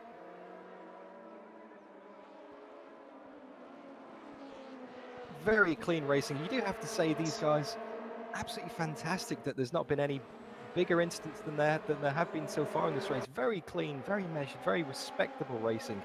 Great to see. Great to see. Lots of respect between the competitors here today. Yeah, Mid-Ohio always delivers, but you need the drivers for it, of course. Always some great action, and I feel a bit sorry for the rest of the field that we are not showing because they're also having some great battles, as I can see here on my timing screen, as Chiapuela goes wide on the grass. But this battle for P4 is a feast to watch. The gap between Kasperink and Isakini now almost half a second, so it's money time now for Isakini if he wants to get past. If he thinks he can get past, he needs to get close right now as we head into the last lap of the race. Pintus already has started his last lap. Yep, obviously he's 4 seconds down the road. Still not with the fastest lap though. Isakini still holds the current fastest lap of the race. Yep, indeed. So maybe tire wear just playing a small role here in this short session. Yeah, I can see Kasperink trying the very wide line around the keyhole there, coming out of the hairpin on the back straight. Looks like he's trying to maximise the drive and reduce the opportunity for Kasperink to get past him. And I think for the first time all race, Kasperink might actually be able to take the racing line into this right hand. He doesn't have to pull it all the way to the inside and defend. Oh no, he's still defending. Spoke too soon. Yeah, indeed, and that pack behind might be going 3 wide now once again. Oh, I just can't keep up with this. I don't know where to look. Can Ericsson get around the outside for P4? Oh, as we have. Oh, who was that? Garcin, I think. Oh, Garcin almost rolling the car, but rejoining right behind Chiapuela. So, unfortunately, moving back to Ericsson, Pellegrini, Diener. At the moment, it's Ericsson up into P4. So, a good run in these last 2 laps put him in P4, and he has 1.5 sectors of Mid-Ohio still to go. We'll stay with this battle, and we'll focus on Gavino Pintus's win just after this, as we need to see who will claim P4, 5, 6, and 7. 7th will be for Chiapuela probably, but Pellegrini almost going up the inside in the last turn as we finish our race here at Mid-Ohio, and it will be Ericsson from Pellegrini, from Diener, from Chiapuela, and Garcin. But most importantly, our race winner once again, Gavino Pintus, with a gap of over 4 seconds over his closest competitor Michel Kasperink and Alessandro Isakini as well, finishing in 3rd spot. And then what a battle for P4, and the battle for P10 that we saw earlier with Olivetto, Schlager, Heinrich, Thomas, Gretschel, Riedel also came to a very close end, We'll have to get confirmation on the final standings of this race, but well, those 25 minutes just flew past once again. Yeah, I can't believe it's the end of the race already. Fantastic win for Gavino Pintus, making it 2 out of 2 today. Although nice to see Isakini stayed in the race this time, held on to third. And an honourable mention for Christian Garsander, trying out for the French space program on the last lap. Yes, indeed. Was very lucky not to get a bigger shunt there. Lucky to have a bit more room on the outside of the track, as you said, compared to Knutstorp. But it's all in preparation of the Nordschleife coming up.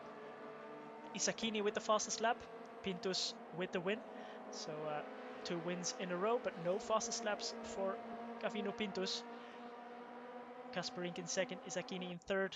And there you see the whole field. So P12 to 15, all German. P16 to P20, P19, all Italian. So everybody sticking together a little bit. I think all the runners here on this race made it to the end. No, sorry, Gengotti we lost. Fuchs and Alves are non-finishers in this race. So let's hope they join again for the Nordschleife, which is coming up right now as quickly as Mid-Ohio did. Here's the track layout already for the Nordschleife. We are not using the Grand Prix Strecke, so only the Nordschleife with the start on the Duttinger Höhe. The Green Hell, of course, known and feared by everyone. And with these cars, very, very tricky and some will provide some great action. But what I wanted to mention was, yeah, just how close the barriers are here. So we had Knutstorp, a small track with gravel, then Mid-Ohio with a bit more room on the outside of the track, but then you here have the Nordschleife with the barriers and a very difficult track indeed. If you manage to not get a good run through some of these sections, you will lose heaps of time. So the Nordschleife will end off this RaceRoom special event tonight. We have our 12-minute private qualifying session starting now, which means everybody is alone on track and will start with a flying lap and only gets 1 attempt. So that's an extra bit of spice on this session. Yeah, it's going to make it pretty interesting. Obviously, everybody has the track to themselves, but there's no way we could run a qualifying session of 12 minutes with a non-private session here because you wouldn't have enough time to get an out lap and then a flying lap done. So everybody's doing rolling qualifying here. They basically hit the track, start just before the start finish line, and then they have 1 attempt. Now it does take about 8 minutes and 45 seconds to get around here. That's currently the fastest NSU lap on the leaderboard for the Nordschleife. That title going to Dennis Kikel, who is not actually racing in today's race. Christian Garsan is actually the highest place person on the leaderboard. His best lap time is an 8:45.4. So with only 9 minutes and 20 seconds left in the session, you really need to be out on track now. Otherwise, you're not going to set a time. It looks like Rafael Alves has rejoined the session, but he's not out on track yet. So if he doesn't get out within the next 10... Oh, there we go. He's going now. I was going to say, if he doesn't get going very quickly, he's not going to have time to settle a lap. But talk about pressure. This is even more pressure because 1 mistake, and he's not going to even get a time on the board. No, indeed. You in these flying laps, you have a bit of wiggle room to restart your lap if you make a mistake in the first few turns, but that's very little room indeed. So everybody should be on their laps now, and there's Oh no, no Thomas room. Thomas. Oh. Thomas has actually gone back to the pits. He's going to be starting from the back of the grid. He's not going to have Yeah. time to set a lap. No, he can start a lap now and get some practice in, but it will not be counted at the end of the session. So of course. Wow, that's very unfortunate. I think he's actually, he is going back out on track again to get some practice in, like you said. Yeah. Carlos Serrano Cazzola has actually aborted his lap as well in the. Oh, that's very unfortunate. He is going to get going again. The only Spanish driver on today's grid by the looks of things, but he's going to be starting from the back of the grid as well. So already we have 2 people, and Daniele Cazio has also aborted their lap. So we're only a few minutes in, and we've already got 3 people who are not going to set a time. Yeah, indeed, as we're just following Gavino Pintus, who just went through Arenberg, now down the Fuchsröhre. Of course, it's difficult to get benchmark lap times here, but Pintus now sitting a 1:48.4 on the first sector, and we can start comparing some of the times. And you said Christian Gersin had the fastest lap on the leaderboards.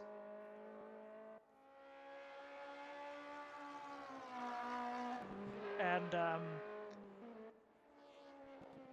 he's having a good run at the moment. Yeah, obviously with this being a private qualifying session, everyone has the tracks up themselves, but we don't see the relative gaps. We don't see how people are doing. So you keep an eye on Pintus or the lead driver that you can see. I'll have a look through the sector times and I'll report back to you throughout the session, Miguel. All right, that's a very good idea. Pintus at the moment looks like with the fastest first sector time, but let's go on board with him and find out the difficulties the Nordschleife throws up for these NSU cars. As I said, different gearing ratios for this track to set themselves up for the Duttinger Höhe, which will be a slipstream fest, that's for sure. Yeah, we're going to see plenty of cars going side by side down the Duttinger Höhe. That's going to be a very interesting battle. Obviously, this race isn't 25 minutes. The race is going to be 23 minutes to make sure that we get 3 laps here at the Nordschleife. Yeah. So we've got a 3-lap sprint. Indeed, a full-on sprint it will be. Let's hope everybody is still as close together as they were in Mid-Ohio once we come to the Duttinger Höhe for the first time. But well, I haven't seen Gavino Pintus put a foot wrong yet in this session. Missed a couple of apexes by a couple of centimeters, but a 3:59 for him on the second sector. So working on sector 3 for him. Yeah, we're not going to really know where people stand until right at the end of this session. So obviously we have 5 minutes left, and people are going to be heading around to complete their laps very soon. But I just want to draw your attention to something very quickly. Interesting fact here: in 1968, there was actually the Nurburgring 6-hour race, and there were 2 NSUs in that race. The Caltex racing team put forward car 101, 103. They had a double DNF, so it didn't work out too well for them. But yeah, this combination you're seeing on the screen right now, the NSUs at Nordschleife, did actually happen. 1968 Nurburgring 6 hours. So I just thought you guys might like to know that little fun fact though, while we wait for people to come around and fill their laps.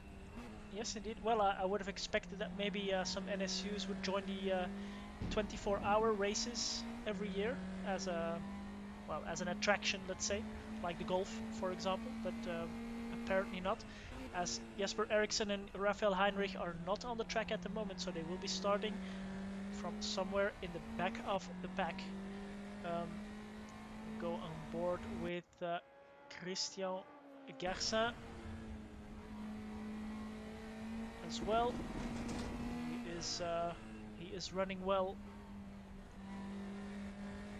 As we are. I think.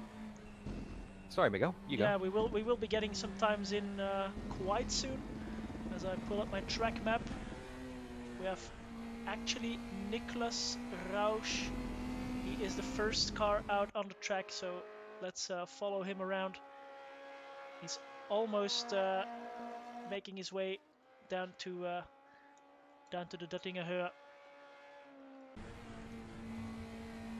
Although I can't see any sector times coming up for Niklas Rausch there, to be honest with you. So he may have invalidated his lap. He may have cut the track somewhere and got his lap disqualified. Obviously, if that is the case, he is continuing for practice. But maybe I'm just not getting sector times here. But it's, yeah, we're all in the dark here, guys, until we start to see people come across the line. And it's going to be a mad battle as the timing sheets start to tumble and we see where people are going to start the race. But we already know there's going to be a few people at the back. Obviously, Jesper Eriksson starting at the back, which is going to be quite interesting because he's had a lot of pace, and that's going to be fascinating to watch him battle through. There's not that many overtaking opportunities here. No. It's going to be tricky. Yeah, if someone gets let's say lucky and gets pole position, who isn't that fast in the race, it could be a cork in the bottle, which will provide some great action as everybody can stay close. Nicholas Rauch now on the Duttinger Höhe, and indeed no sector times showing up for me either. So let's see if his time is valid and what it will be, as we have 2 minutes and 30 seconds on the clock for everybody to set their lap times. I think Luca Pellegrini might be having a good lap as well. I'm just looking at the sector times now. He's less than a second behind Gabino Pintus' best time, based on the sectors so far. But like I said, it's all going to balance out right at the end of the session. Yeah, indeed. Rauch now Obviously, coming up Alves is in the not going to get a lap last few turns. Alves is not getting a lap in. No, indeed. No. Through the final 2 turns, 3 turns I must say, the final right-hander, and we'll see what kind of lap time Nicholas Rauch has put in, if any. It's across the line. I see no time popping up, no lap unfortunately. Time. No lap time. So everybody now getting very, very close indeed.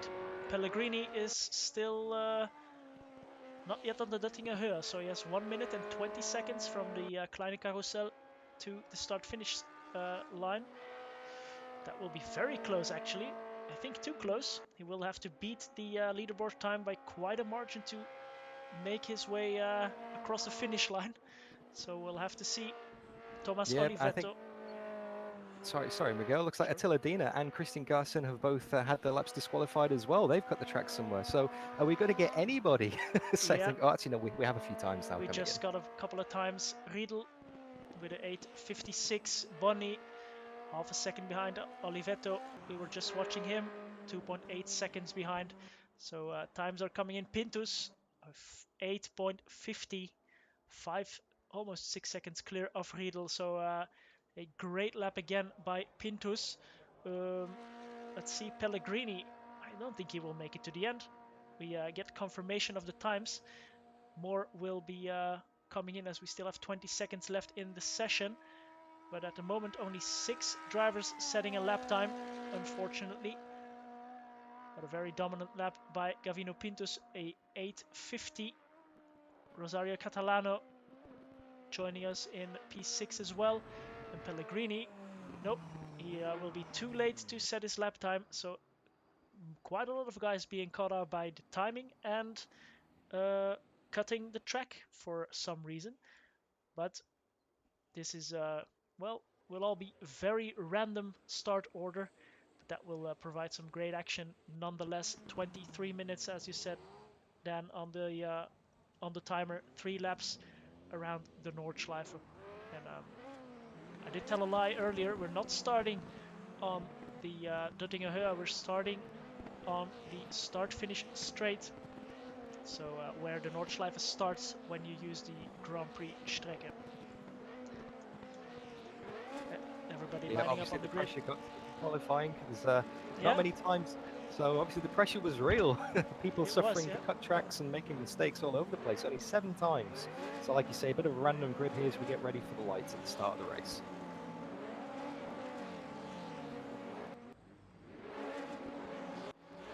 Okay, here we go. We're on the grid. All the 5 lights are on. Gabino Pintus from pole position. It's going to be a very short run to the first corner, and then we head on to the Nordschleife. And away we go. Gabino Pintus holding it from Jonas Riedel, Massimo Bonni in 3rd position, and straight into the first corner.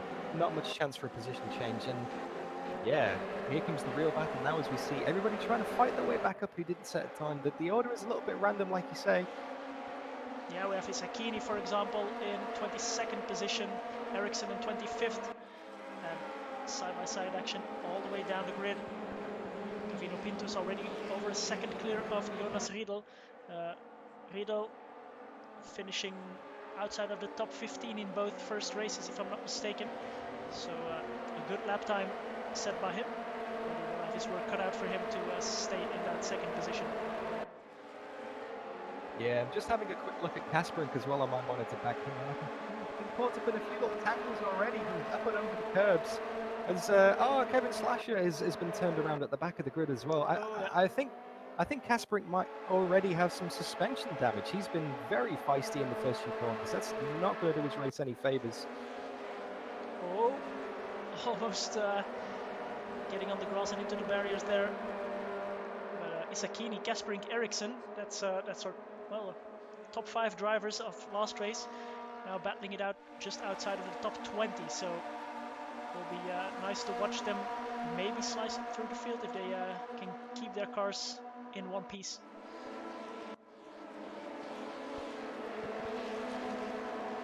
As they make their way through Arenberg and into the Fuchsröhre.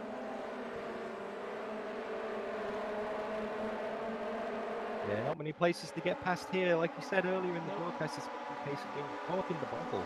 Obviously, there's Olivetto in 4th position with Pellegrini and Catalano right behind them, but there's just nowhere to go.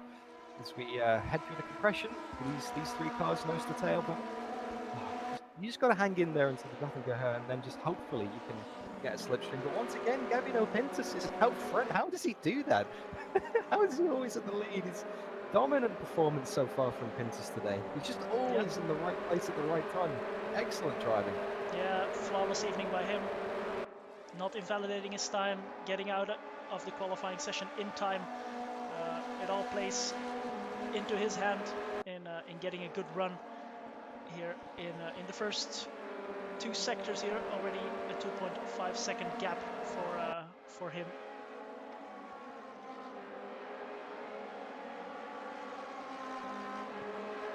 Yep, he's done it again. Like you said, he's pulling out a gap at the front. He's doing everything he needs to be safe. Although he could get some kind of slipstream battle down the Duttinger here. You know, you could have people working together, slingshotting themselves to try and catch up again. Maybe having a lead isn't as advantageous here. It's not as slam dunk as it was in the first 2 races, because as long as you can maybe work together on the immensely long back straight here, 185 kilometers an hour top speed, you may be able to catch up again. It's not over. It's not over until it's over. Oh, as we see Rafael Alves into the barriers, almost jumping across the curbs. Oh, it's 3 wide, 4 wide. Oh wow!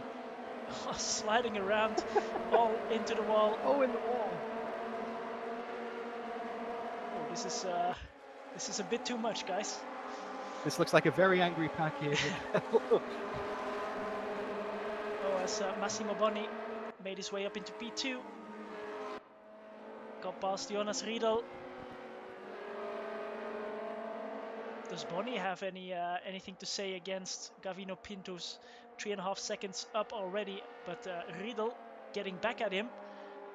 Side by side for P2. And Riedel currently having a better top speed, it seems, but Bonni will be... Bonni will be on the inside for Bravery Corner, that left-hander. But, yeah, obviously Riedel would like to hold on to this if possible. His result in the first race was a 21st position. His result in the second race was a 15th position. So running here currently in second position is by far the best he's been all day. So he'll want desperately to hold on to that. But Bonnie's doing well as well. Bonnie's result in the first race was a 4th position in the second race. He was actually down in 17th. So both these guys are well above what they would normally do. But that's mostly thanks to second time in qualifying. Yes, indeed. And that battle with Rafael Alves has not let up yet. I'm mentioning Alves here, but well, it's the whole P8 until P20 field battling it out. Attila Diener is there, Cazorla is there, Kasparink is joining the fun at the back of this pack. So heading towards the carousel for the first time here. It's interesting to see they all take to the inside. Everyone using the banking here to their advantage. No one really forced up to the top as of yet, but oh no, there is someone in the background there taking the wide line out. I'm not quite sure who that is, but the fastest way is definitely to use the banking here by the looks of things. Yeah, Isakini is out of the race. He's no! In the pits, so Isakini will not finish the 3rd race of our special event here, unfortunately. Oh, that's a massive shame, especially after the technical problems of race 1, where he had to had to retire from that race as well. So 3 races, 2 DNFs for the Italian. It's not exactly what he was hoping for, I'm sure, coming into this event today. No. We'll have to watch his reactions afterwards on the forums or on the social media about the special event. If he can explain what happened there, as we make our way down to Brünchen together with Massimo Bonni and Jonas Riedel. Riedel holding on very, very well, of course. A German and the Nordschleife always goes well together. He might know the track better than Bonni behind.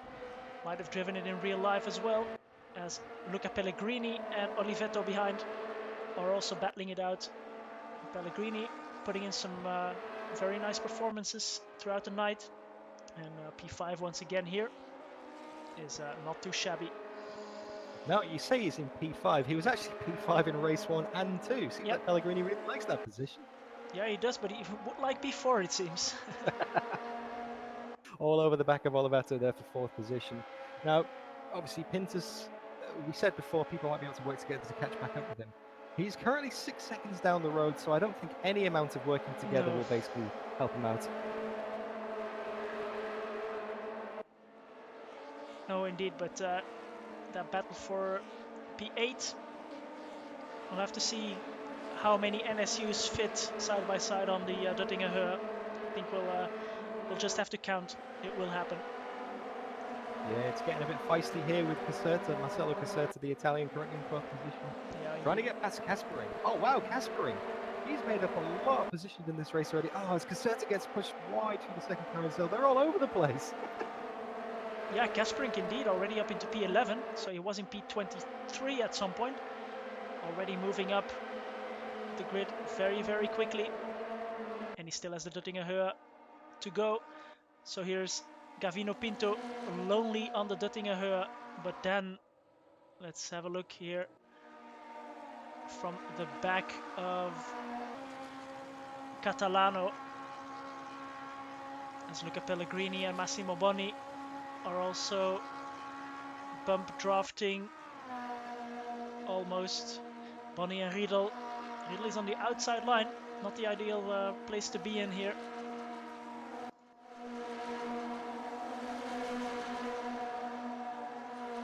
On the absolute limit of grip there through the fast left-hander over the top of the hill. Pick a braking point, pick any braking point, but make sure you pick the right one. Get the car slow down for the end of the lap here. We're already about to complete the first lap here at the Nordschleife. And yep, Pintus is still out in the head, still out ahead of the race with Bonni in second position. Yep. Riedel now down to third, so it looks like Riedel has lost out down the Duttinger Höhe there. Yeah, he did. Oh, as we have Alves into the wall. Yeah, Alves dropping back as everybody starts their second lap here. Michel Kasperink again gaining 3 positions after the Duttinger Höhe, and he's now in 8th position. That's impressive. That's massively impressive. Yeah. Starting from the back. Wow. Indeed, and he's now has some clean air in front of him to try and catch the guys in front, the likes of Diener, Garcin, Pellegrini, Olivetto. So everything's still to play for. The gap is not massive. It's only 4 seconds, and around the Nordschleife with some track knowledge, that's nothing. We saw the gaps in qualifying, so. Yeah, Sieselberg having a good race as well there. Sieselberg having a fantastic race, up in 9th position. Obviously, he was the slowest of the qualifiers for this round, and now I say slowest, he was only 10 seconds off the pace of Kasperink. Yeah. But yeah, he was the cut-off point for this top split. Currently up in 9th position. Hopefully, he can keep on to that and get a good result. He finished last at Mid-Ohio, unfortunately.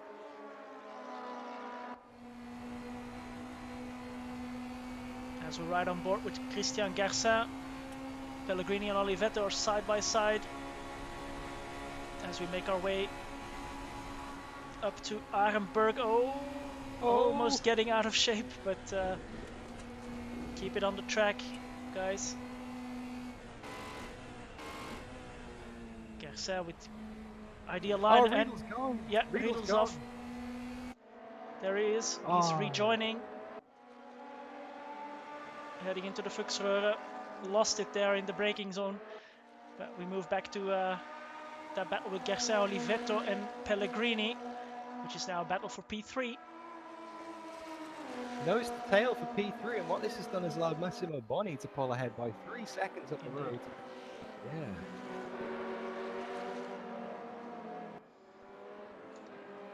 Yeah, this battle for P3. And Attila Diener, Riedel Kasperink, they are very, very closely following, so they will be joining the party very soon, I think. We see them here in the same shot, and the same is going on here with Eriksson, Cazorla, Caserta, Matjuszek, Chapuela, Heinrich, Schlager, all on a handkerchief, as we would say in Belgium. I like that phrase. I've never heard that before. Well, I don't think it's good English either, but well. It gets the point across very well, though. Indeed. I know exactly what you mean. You couldn't put a handkerchief over the top of them, yeah. Well, it looks like Riedel has actually retired from the race, and Gengotti has retired from the race as well. So we're seeing a few people drop out now. Yeah, that's very unfortunate. But it's Niklas Riedel, so not Jonas Riedel. He's in P7, so he's still running. True. Yep. Good spot. Good spot. Wrong Riedel. The wrong Yeah, Riedel. indeed. And just getting some info from the chat. Indeed, Christian Garcin has an NSU in real life. So will he have thrown it around the Nordschleife in real life? That's the question. Well, he's currently in 4th position, holding onto the tail of Luca Pellegrini. If any kind of insider track knowledge is going to help him, like you say, owning an NSU in real life, it's probably a good thing to have. Yeah. Although I doubt he gets it up to these kind of speeds. I hope not, no. Yeah, Pellegrini now up into P3, so needs to lose some positions to get his favorite P5 if he has 10 minutes left to do so. Well, 10 minutes, we have a bit more time left, of course. I'm sure he'll be happy with position 3, though. Let's be real. A notable mention for Kasperink, who's now up to 7th position, only 2.5 seconds behind Attila Diener. So I reckon if Kasperink holds this together, he could be in the battle for this 3rd position on the last lap, next lap. He could be right there. Yeah, indeed. Oliveto and Diener bumping side by side.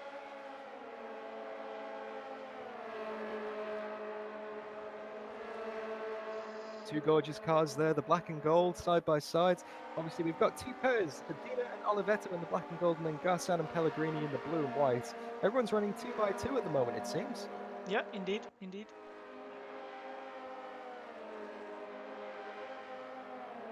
And while all this happens, Gavino Pintus out in the lead by 10 seconds 10 seconds now. already. Wow, yeah. Wow. His last lap was an 8:54. Obviously, that being the first lap of the race, taking into account the start. So we'll get a real idea of what the pace is once they come around on this lap. See if they can get anywhere near that top leaderboard time of an 8:45. I think the pole time was 8:50, so that was then apparently not the perfect lap if he can put in a 8:54 on the first lap. Yeah, obviously Gavino Pintus is the only guy under 9 minutes by the looks of things. Everyone else is the closest time is a 9 minute and 1 second by Massimo Boni, and also Thomas Oliveto as well. He did a 9 minute one. So Oliveto just dropped back actually behind Diener and Kasperink. He was in front of Diener. Now Kasperink tries to get through as we are working the final sector of the track now. Almost making our way back up to the Duttinger Höhe. Riding on board with Michel Kasperink.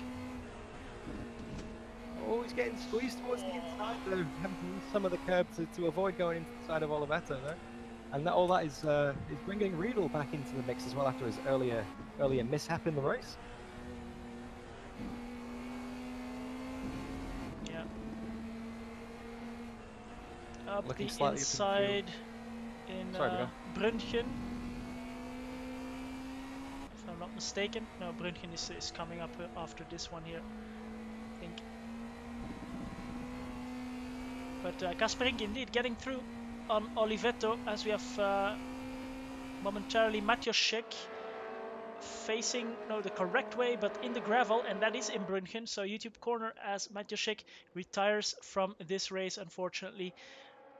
Going back to Garcin. So Pellegrini and Garcin have closed right up onto Massimo Boni again. So Boni had some clean air in front, but couldn't take advantage of it.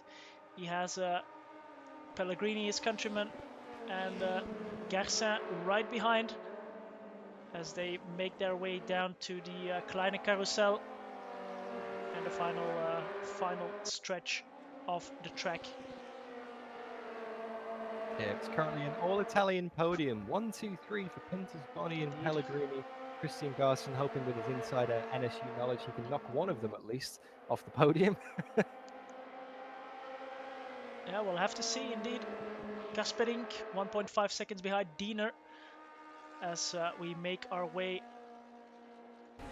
up into the Duttingerhöhe riding with Christian Garcin. Let's see what kind of effect the slipstream has. Pellegrini and Boni bumper to bumper, and Garcin just slightly hanging back.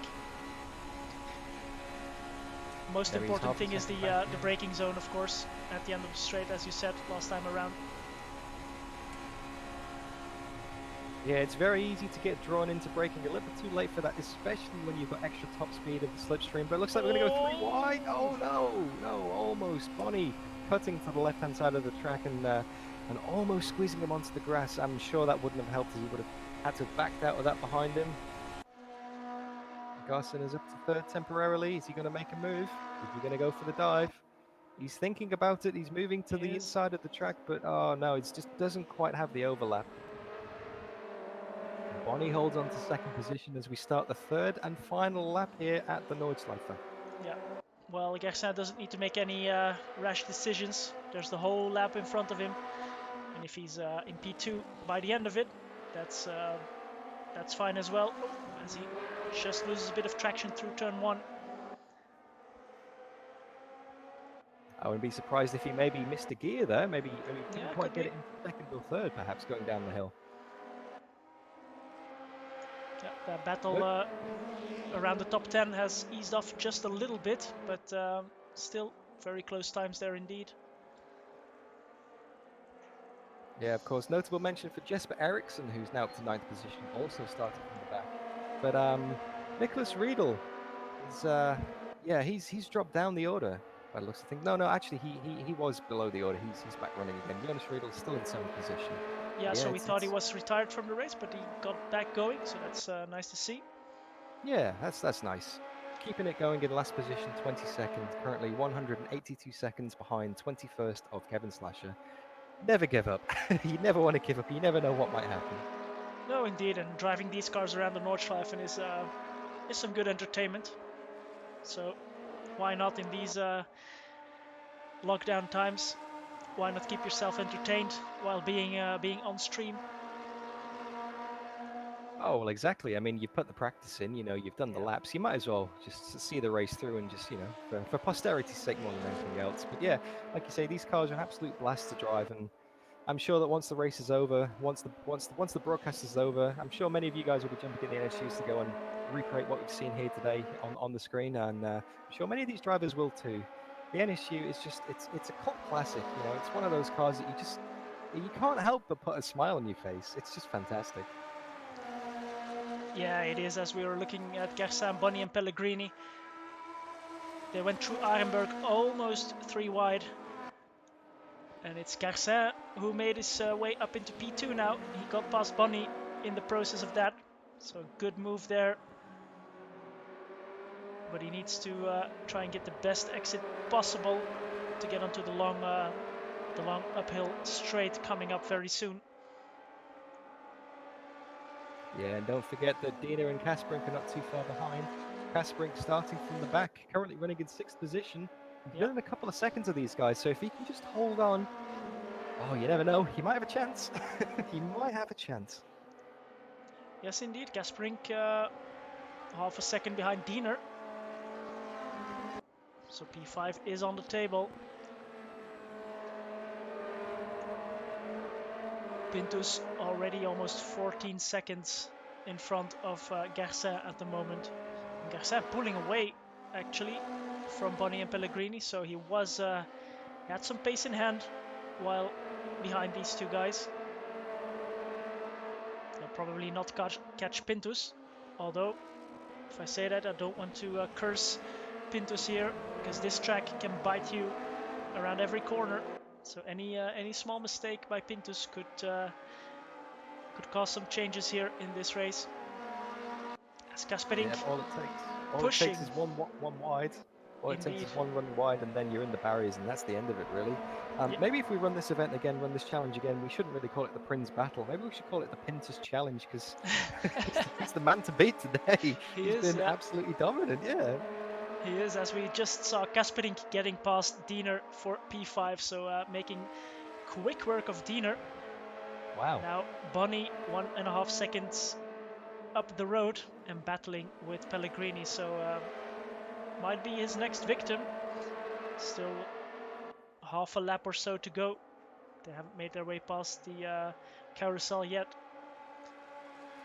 And Jonas Riedel holding on to P7, so dropping back from P2 there in the opening stages, but now settling into P7, which is also a great position to be in between Diener and Olivetto.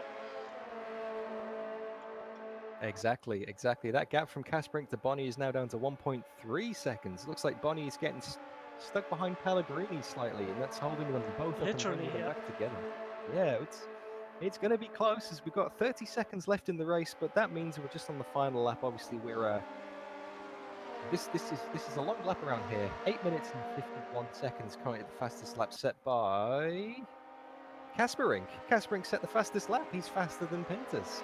So even though he's been fighting his way through the field, he's still the fastest guy out there on track. He is really on a mission today.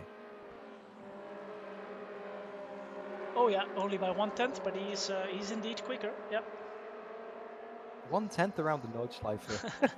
It's when you think about it like that, that's incredible. The gaps here, the level of skill and just the closeness and competitiveness of the field is just great to see. I mean, fantastic event. This is just such a great idea. I think it was Olaf who was joking with the social media team, saying, "Oh, hey, you should run an esports event using the NSUs." And here we have it. Here we have it. RaceRoom listening and putting on. And it delivers. It delivers. It really does deliver. This is fantastic. So, big shout out to Olaf for this suggestion over on the forums or Discord.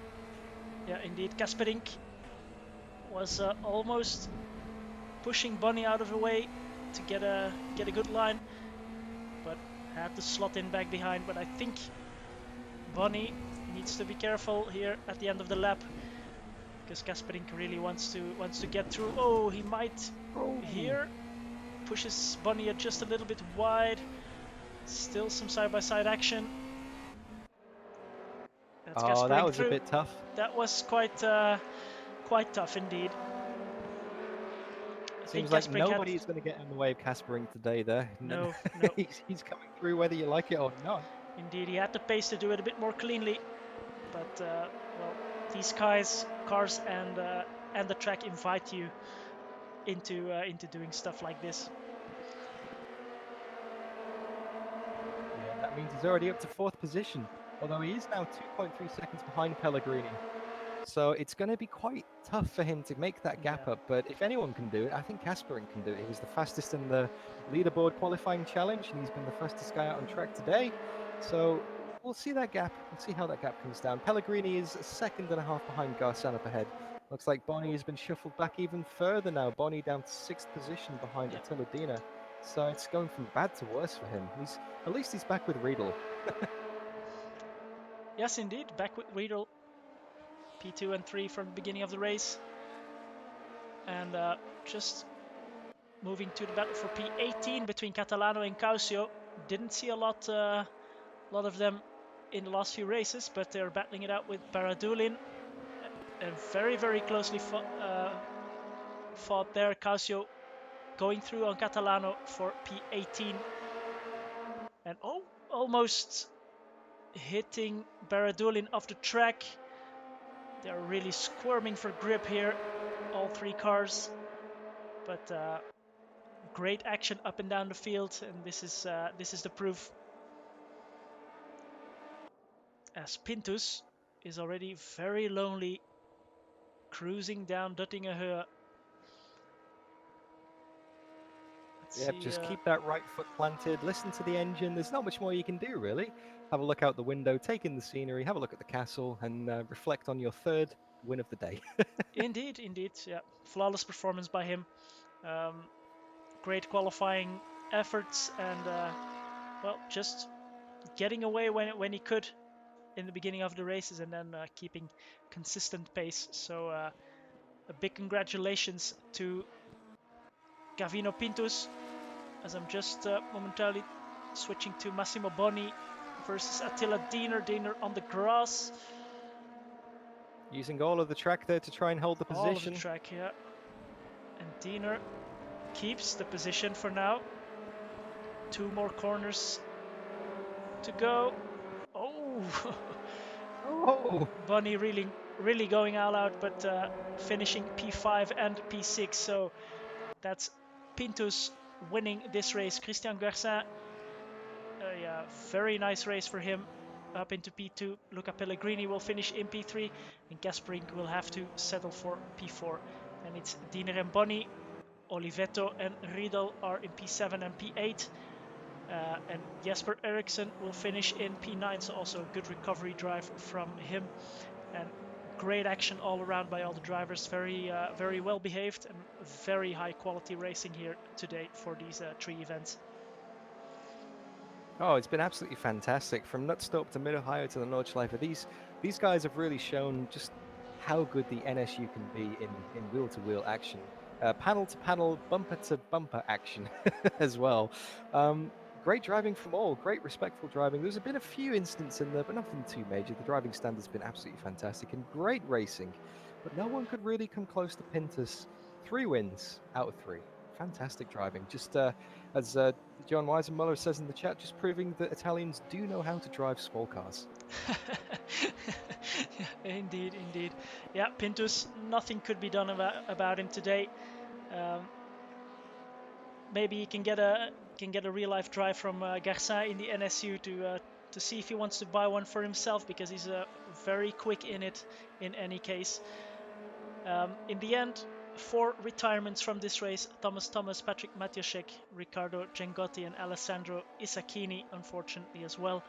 So yeah, a great performance by all here in this race, and the past 2 races as well, for the NSU TTS Prinz battle, as we wait for final confirmation of the standings here for this race. If you had to pick someone apart from Pintus, who would be your driver of the day? I I think know, it I've must just put be. you on the spot I there. think it must be Ericsson. Provided some great action in the first race, and then in the second and third race he provided a little bit less action, but a better overall position in the end. So yeah, must be Ericsson for me. And for you? I'd probably go for Kasperink, to be honest with you, because that fight back has just been absolutely fantastic. I mean, to start at the back of the grid here at the Nordschleife, I mean, he had the pace on the leaderboard on the hill climb run. We saw his fantastic lap at the start of the broadcast. And he's just consistently been there today. I mean, obviously in the first race he finished second. In the second race he also finished second as well. So he's been consistently up there. He's been, he's been right at the top. And then today to fight back from the back of the field, it's just yeah. He's. I mean, no one could hold a candle to Pintus, but Kasperink gave it his best shot and provided some. I wouldn't say questionable overtaking on the last lap here at the Nordschleife. He could, like you said, he could have done it a lot more cleanly, but yeah, he definitely got his elbows out and he definitely put on a good show for us. Yes, indeed. So well, a great racing evening. 3 events today. Another nice special event by RaceRoom.